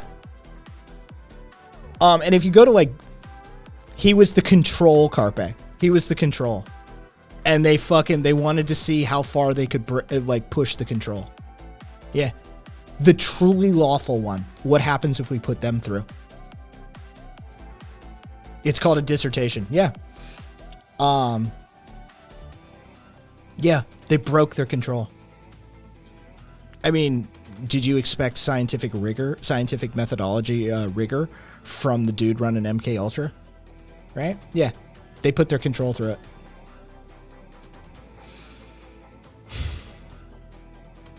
But yeah, that's how Ted came to be. I try not to fucking put that around non-binary. That's one of those things. But if you go to goodreads.com and look up the reviews on Industrial Society, what you actually find is that people are super fucking creeped out because it makes a lot of sense. It's very well written. It makes a lot of sense. It isn't the ramblings of a madman, because you expect the Unabomber Manifesto, and that's not what you get. It's not the ramblings of a madman. It's the guy's truly brilliant. He's learned how many languages has he learned since he's been locked up in Supermax? The guy's a genius. The guy's legitimately a genius. Yeah, he's learned a bunch of languages while he's been locked up in Supermax. He's been the guy he works on a different level. They fucked with his head, and it completely changed how he interacted with the world. But he, if you go to Goodreads and look at the reviews for Industrial Society, people are really creeped out because they expect the ramblings of a madman, and what they get is actually a really salient argument. And you're like, I didn't want to agree with the Unabomber. That's not what I wanted to do today. Right? And you're reading it and going, this motherfucker's actually making some points. This is not good. I shouldn't agree with this nut job, right? Yeah. How I get to get with Christianity being used as an excuse to be homophobic and transphobic, and how I take lead in correcting their misunderstanding of the Bible. I had a swath of Christian TikTok. Why are you even on TikTok? come after me for correcting their misinfo despite me having done 2 course uni, and they learned I'm an ordained minister and got very confused, says Alex. Have you watched the Batman movie? The Riddler was almost doing the same thing in it. Which Batman movie? The new one or like the Jim Carrey Riddler? I haven't watched the new one. Because I was banned on here and YouTube is trash. Also, they pay better than YouTube. Wait, TikTok pays? I didn't even know that it was commercialized. Technically, yeah, we are a church beast. Che said, I only read snippets. Need to read the whole thing at some point. A lot of the criticisms that I know of are good ones. Bit sad on how hard he is against lefty perspectives, as his criticisms fit well in a few left analyses. Yeah, Che, it's creepy. It's a little disturbing. You read it and you're like, God damn it, he's making points here. Like, this is a little bothersome. New Batman is pretty good. New one, yeah, I haven't seen the new one. From what I hear, nobody can see the new one because it's practically dark. I love that that's the running joke about it. The next Batman movie is going to be a podcast. The fucking lighting is so dark on this movie. Somebody did a screenshot from like back in the like Adam West days, like through every iteration of Batman and how it's just getting progressively darker and darker. Like literally lit darkly, not like mood or, you know, tone of writing, but quite literally dark. All Batman movies post 2000. The bad guys are right, says Che. Let's see. Alex said, what's it get enough followers to monetize? Yeah, and they pay higher as a percentage than YouTube does, and more TikTok versions of bits than Twitch. All right, interesting. I'll probably RR it so I can change the brightness setting. All right. Darkness, more darkness, says Ferret. Yeah, I know, right? Batman is still a billionaire cop who could eliminate property crime with 10% of his wealth. Just saying. Oh yeah, for sure, Carpe. I mean, if he wanted to dress up and play Batman, he could do it too. But just like, you know, like do it. You're supposedly like what the parents did, right? They invested in infrastructure for the city. Like that was how fucking like, at least in the reboot, I don't know the fucking deep lore on that one as to whether that's how that goes in the actual like Batman lore. But yeah, like in the Nolan reboots, right? That's fucking why his parents were beloved, because they provided like jobs and work and infrastructure and water and power and fucking transportation and shit like that, right? They invested in the city rather than playing dress up like a little psychopath. They paid for the whole light bulb, but god damn it, they're gonna use the whole light bulbs in red. Lego Batman, best Batman, says Ferret. Dude, I've actually heard that. Like, yeah. Ryan George fucking had a good joke. Eventually Batman will just be a black screen with a Batman audiobook behind it. Dude, they'll save money doing that.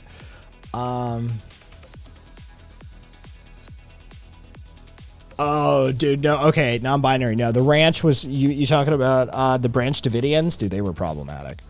They were not innocent. They were not innocent. Don't get me wrong. They didn't have it coming, right? But, dude, they weren't the good guys in that situation, right? Fucking, like, Kaczynski was just a fucking brilliant mathematician going to fucking Harvard and absolutely got raked over the coals, right? The Branch Davidians were creepy as fuck. Dude, they seriously had some Christian cult shit going on.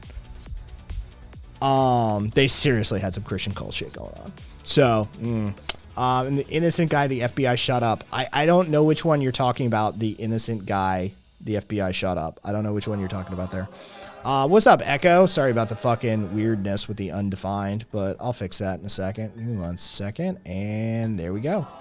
Get you your real raid fucking number. What's up, Echo? We're just having a good, we're just doing the after dark thing. So, like, you know, if you're going to stick around, you might want to grab yourself a beer, grab yourself a smoke, something like that. It's a chill vibe. Oh, Ruby Ridge. Oh, shit. All right. See, here's the thing, right? Like, I'm intimately familiar with these examples, right? Because coming from the gun side. All right. That motherfucker. Yeah, dude, the feds fucked that up 9 ways to Sunday. Don't get me wrong, right? Like shooting a fucking woman, holding a kid and shit like that. Holy fuck, man. Right? They fucked that up. But he was doing some sovereign citizen shit. You know that, right? he was illegally selling firearms and transferring firearms basically in this country, which in America is very difficult to do, by the way.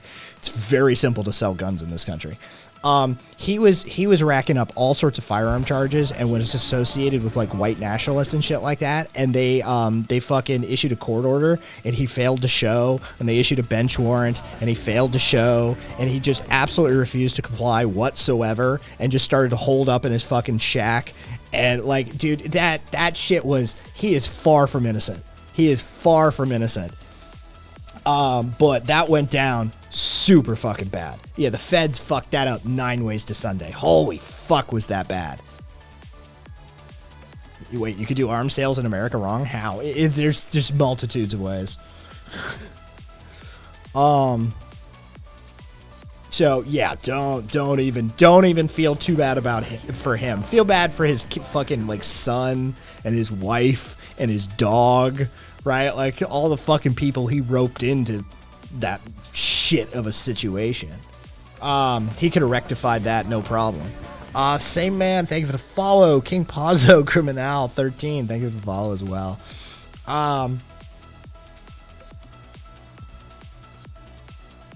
Wait, Heath Ledger is the second best Joker? Who are you saying is the best Joker?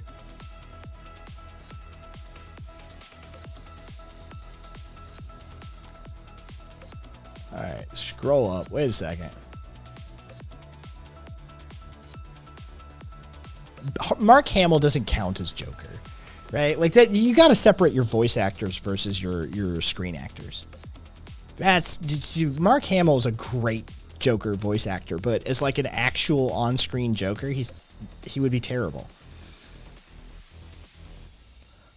Based anarchism, we love it. Thank you, Sam, man. Was it his original violation for selling a sawed-off? Yeah, it was an NFA violation, Ducky. Yeah. Get your Joker purism out of here. Yeah, dude, Heath Ledger fucking... Dude, he's fucking Joker. Nobody saw that coming. The dude from Knight's Tale, whatever the fuck that shit was, Heath Ledger, like he's gonna be Joker, and then he fucking crushed that role. He crushed that role. Are you kidding me? He fucking knocked that out of the park. But yeah, as far as voice acting goes, yeah, Mark Hamill will always be Joker. Why so serious?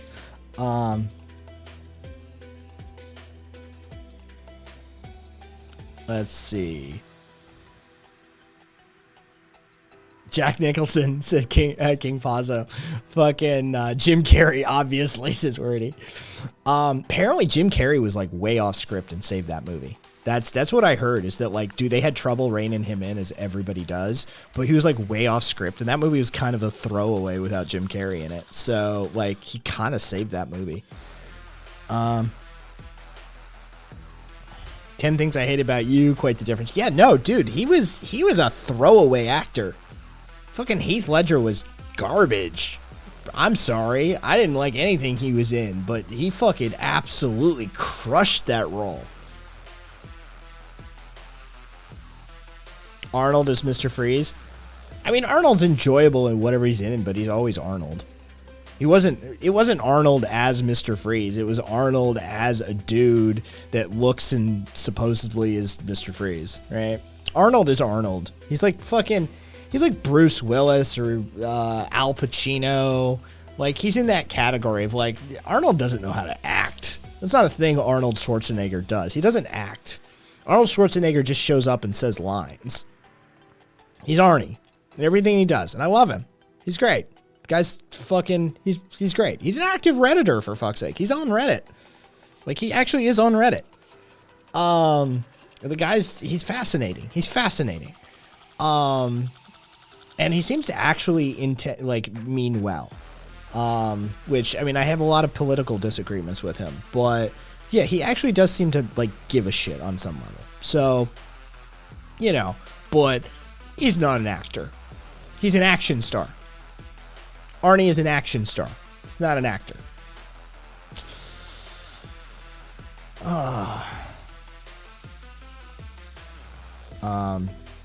He did absolutely, but Hamill's Joker just felt right in a way that Ledger's. Oh no, yeah, no, Ledger's Joker was spot on for me.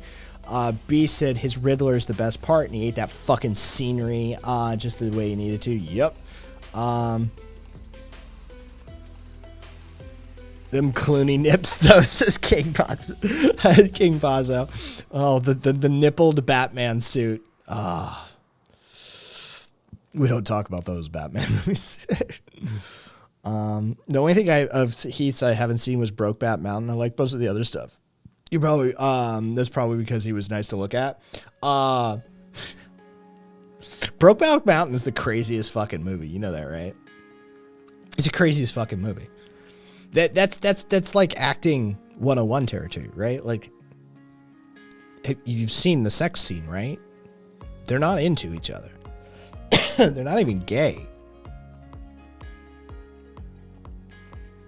That's fucking that's some crazy shit when you think about it. Take a minute and step back from that.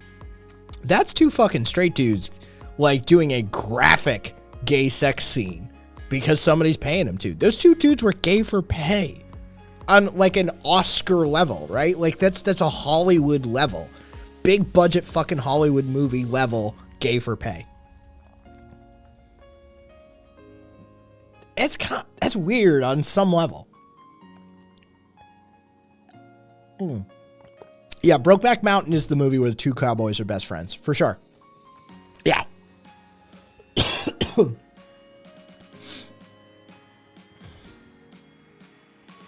broke their back for that movie.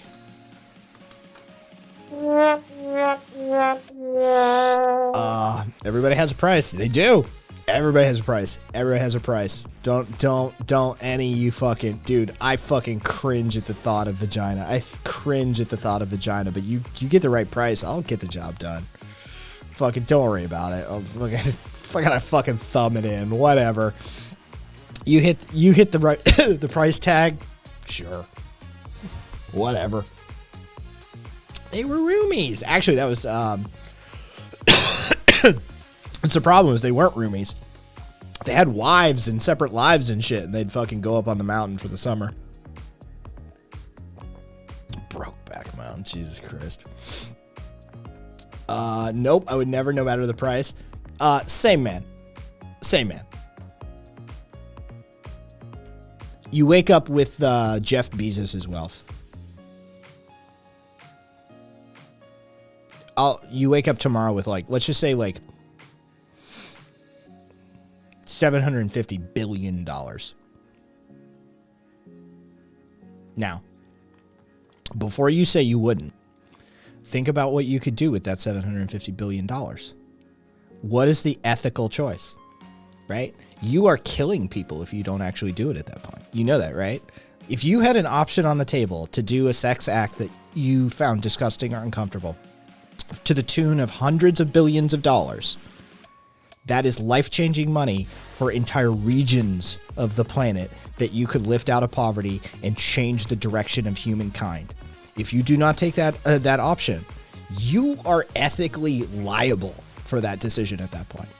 That's real money. Everybody has a price. Everybody. And you may say no because it's a hypothetical, but the truth of the matter is if somebody actually put the real offer on the table for you, $750 billion, all you got to do is some sex act that you find utterly disgusting or repellent. Chances are you're going to be in. Chances are you're going to be in. F-bombs for you said I'd do it in Times Square on pay-per-view. Exactly. F-bombs gets it. Thanks for the follow. Same man. You want to bet? You want to bet? Fucking Mackenzie Scott has given $3.8 billion to 465 organizations since June. Mackenzie Scott is Bezos' ex, right? She's given away 18% of her wealth so far, and she's just fucking stacking numbers. LGBTQ, fucking racial equality, women's health organizations, immigration. Like, she's changing lives. Like, she's actually doing shit with that money. 3.8 billion in less than a year she's given away. Right? Like, you'd be surprised what you can get away with when you got that kind of money. if you don't bring instability to certain areas, they'd leave you alone. They'd leave you alone. What's up, Sapphic? I only have a few minutes because I have to get to school. Well, I mean, as you do, Sapphic, but I appreciate you stopping by. I would encourage you not to do what we're doing for the After Dark shows, because generally I tell everybody to grab a beer, grab a drink, grab a smoke, that sort of thing, because we're chilling, we're vibing, we're having that kind of relaxed attitude. But you're on your way to school, so maybe don't get intoxicated.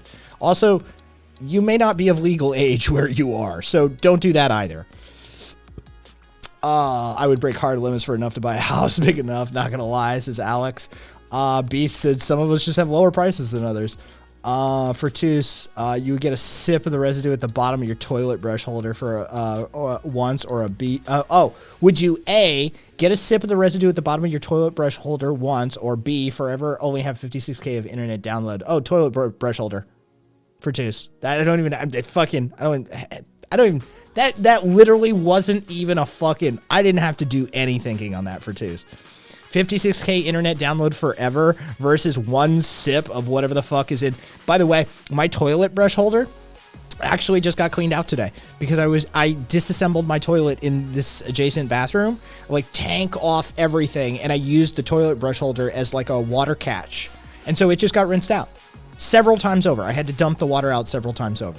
My toilet brush, fucking, I win that question fucking so quickly for Toos. So there's your answer. Same man, I get it. But homie, you could do it. You could do it.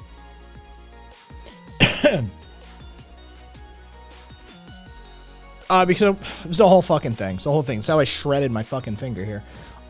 Basically, okay, so for one reason or another, I was cleaning this bathroom, and I knew the water was running in the toilet, so the flapper was a problem. So I reach in there and I'm like, okay, the flapper just wasn't working. I'm like, okay, so I have to get a new flapper. But I go in there and basically the assembly is fucking like crumbling. The toilet's old, this house is old, the fucking the plastic has degraded, that sort of thing. And so the whole thing's fucked anyway. So I go over to Lowe's and I buy an entire replacement kit. Now, to do this replacement, there's a cabinetry and like shelves above the toilet that's sort of like fucking built there. And so I have to disassemble all of this cabinetry basically to get it out of the way so I can get in this toilet to then replace the the flow valve, everything. And to do that, you have to undo the water down beneath, and then to get to the drain pipe, you actually have to take the tank off of the toilet to do that kind of assemblage. So the tank comes off the fucking toilet. I got to take all that fucking apart. This was an afternoon. I got about a third of what I wanted to get done today because I ended up disassembling this adjacent toilet to my media room, just because I wanted to fucking clean that bathroom because I have company coming over. That's it. I want to hang out in the fucking media room, and I got company coming over, and I want to clean the fucking bathroom, and the toilet won't stop running. So I end up having to disassemble that room basically. There you go. Brush holder, said Beasticle. I used to MMO on dial-up, never again.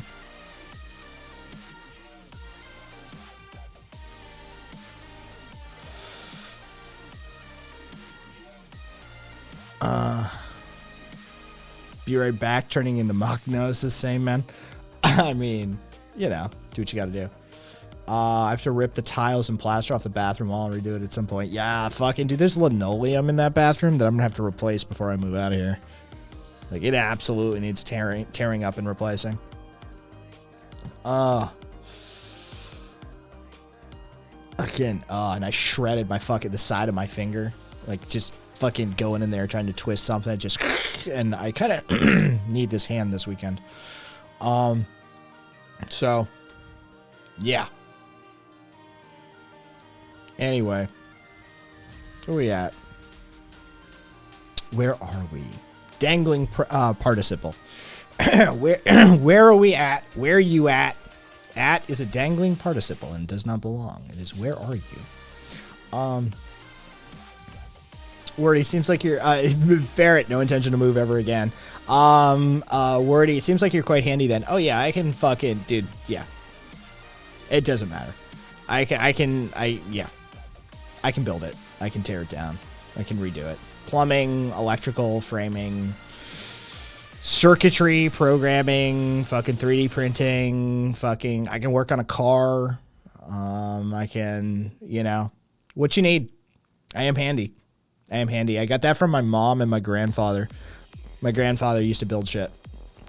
One of the formative memories of my maternal grandfather was we went out back to his shed and we built a couple of Morse code transmitters that literally you could hook up, and he had like speakers and that sort of thing. Like we built the like piezoelectric like fucking speaker even. Like we just went out back and he had everything we needed. And so we built a couple of Morse code transmitters and receivers. And so I was always taking shit apart. Like, yeah, that's just who I am. So yeah, I'm handy. I also think like, I kind of don't respect people who aren't. Good night, Caboose. Sleep well.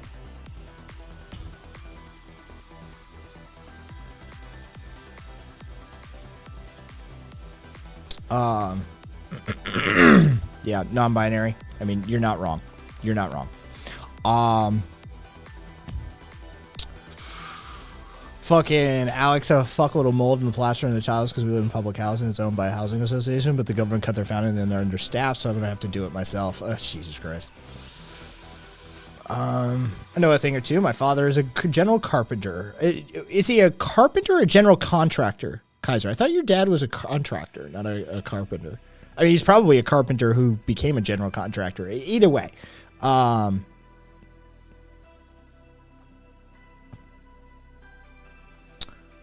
Did you ever get around? I did. Dude, I did. Fucking Alex, we'll talk about it. I've got like some time, maybe tomorrow, to talk about it. You're fucked. You're fucked, man. Both, yeah. Okay, so he was a carpenter who became a general contractor. That's what I figured. There's a lot of dudes that do that. Rock on. You had no chance to do anything else, did you? Yeah, fair. Like, I mean, my path was very set, right? It really was. I grew up in Vermont surrounded by like fucking anarchists and hippies and rural types. My mom put me in front of a mainframe terminal at age 4. We were riding around listening to Arlo Guthrie. I end up in the punk and the rave scene. So Plur gets me into like psychopharmacological investigations. The punk scene gets me into anarchism. And the rest is just fucking history.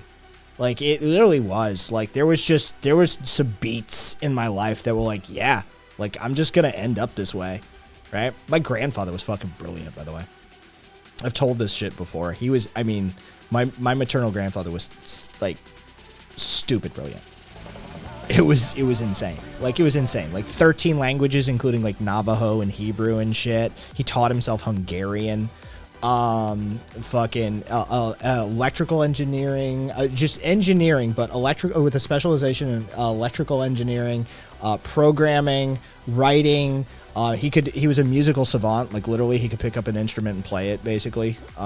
It was just ridiculous. He was a one-man band for his church for ages. He could build just about anything. The guy it was terrifying how brilliant my maternal grandfather was. He was very intimidating in that regard. But it sucks I never got to know him as like a proper adult. Zayla, either way, thank you for the follow. No, dude, Red. He was absolutely terrifyingly brilliant. Published author, fucking like the whole 9 yards. I have his writings and stuff. I have all of his unpublished writings as well. It's hard to eat when almost every time you do, you end up doubled in pain. Yeah. Alex, we may have to put you on a fucking like a liquid diet. But yeah, right. He was a hell of a dude. Hey, it hurts my ass pride to ask, but to the community, how do you change the hardware that holds the toilet down? Not the bolts, the shit attached to the cement.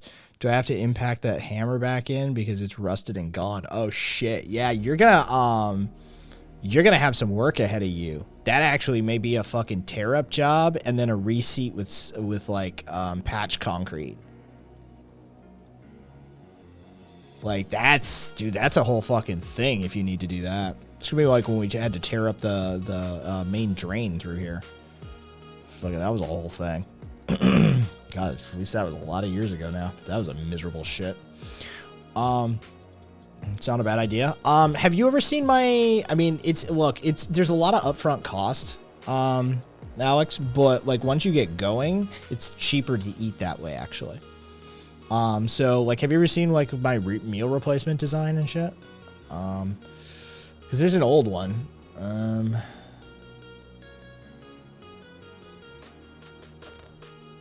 I have it somewhere. Yeah. Yeah, here you go.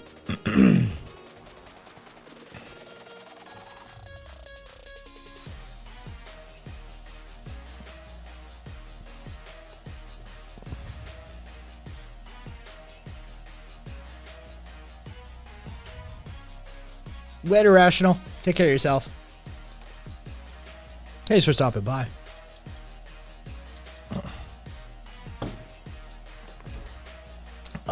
So like there's, you know, I've got this broken down. Like if you're wondering like how far did you take this guy? Pretty fucking far. So this is your, you know, totals and then down to and that sort of thing. And so you've got your unit costs over here, and here's what it actually works out to. This is a while ago. We'd have to redo these prices and shit, but that's what it was per shake, like per meal replacement, basically. And then all the way down to fucking, you know, this data as well. And then here's your fucking breakdown for, you know, nutritional profile. And then there's some micronutrients that need tracking as well, and that sort of thing. And here's the actual recipe. Like here's just a checklist weigh out recipe. It's just one example of like sort of meal, like complete meal replacements that I've designed over the years. Yeah, there's been a few of them. That one needs updating, but it's one of the most like micronutrient, macronutriently, nutrient complete system meal that I ever designed. It's not pleasant to eat or drink. None of the fucking shakes I make are ever pleasant to drink, because to make them pleasant to drink, you have to drive their nutritional value into the floor. So it's just choke it down and fucking get over it. It's a meal. You're making sure. Niggle. I got real close there, didn't I? Nibble flatjacks and granola bars. If you're wondering, it was nibble and granola I was already ahead of. Nibble flapjacks and granola bars and stuff throughout the day and have at least one big meal. Yeah, you need to like that eating disorder is a bitch, right? Like most of the shit I would design for you, I would you need to eat more. Fucking Salvador Dalek. Is Soylent any good? It's garbage. It's garbage. It's fucking garbage. I'm not kidding you. The ingredients that go into it are garbage tier ingredients. They're fucking wholesaled ingredients that are the worst fucking quality you can get. There's not an organic product anywhere to be found. And when an interviewer went to go interview the fucking creator of that shit at his factory, they got on camera rats running around the goddamn warehouse and shit. I'm not kidding you. This is shit that actually happened on camera. Like that dude had rats in his fucking warehouse. And like that was a while ago. This is probably a few years ago, but homie, I don't fuck around with that shit, right? Get some quality ingredients and get the rats out of your fucking like business. You are what you eat. Yeah, right? Yeah, that Soylent shit is garbage. Don't touch it. Yeah, you'd be better off just making your own. Losing weight again because, of course, I was doing okay and there needed to be weighing for my physical to go into ADHD meds, and it fucked me up all over again, I said. Yeah, I fucking, you can still see I'm gaunt. I'm fucking down 5 pounds from where I was because of fucking that cold I had. Completely fucked up my workout and eating regimen. And I burn. Dude, week and a half, I burned 5 pounds. Just by eating slightly less. I wasn't not eating. I was just eating slightly less. Like 10 days. I burned 5 pounds. This body is insane. The metabolism in this thing is insane. I need to, if I were bedridden, I'd need 2,000 calories. I'm not kidding you. My resting basal metabolic rate is absurd. Yeah, you got to get on that. So you almost look my age. So you look 25 again. Yeah. Fucking it tightens you up. It fucking loosens you up. It fucking it's terrible. Either way, what is it? 3 o'clock. Yeah, it's 3.5 hours. Fuck that. That's good for a fucking night show. But testosterone, I don't lose much quickly, unfortunately. It's been that way fucking forever. It's been that way forever. The testosterone has very little. It's just that's always been my metabolic rate is fucking in life. All right, let's do this. Do this. Refresh. What do I have? Fuck that. I know where we're going.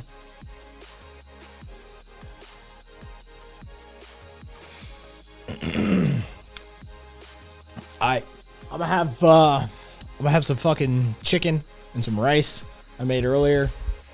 I'm gonna probably smoke some more. Nah, we're gonna go to Public. I haven't raided Public in a day. So I gotta raid Public. That's just a thing I need to do. Dude, if I don't raid Public regularly, I feel bad. I love Public.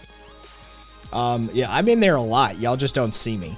That's it. I'm on my alt and I lurk. Fucking that's how I roll a lot of the time. So forget. But yeah. Yeah, Alex, same. Take care as well. But yeah, dude, I think they increased the time on the fucking raid timer. I really do. I think they like almost doubled it. Either way, I don't need the fucking raid timer to be that long. They could take that down a notch. Man said fuck the groupies. Night, Jen. Thanks for hanging out. Tomorrow's Friday. Tomorrow's bad movie night. Tomorrow's the last day of the week. It's fucking, dude, we did another one, guys. We survived another fucking week. Catch y'all later.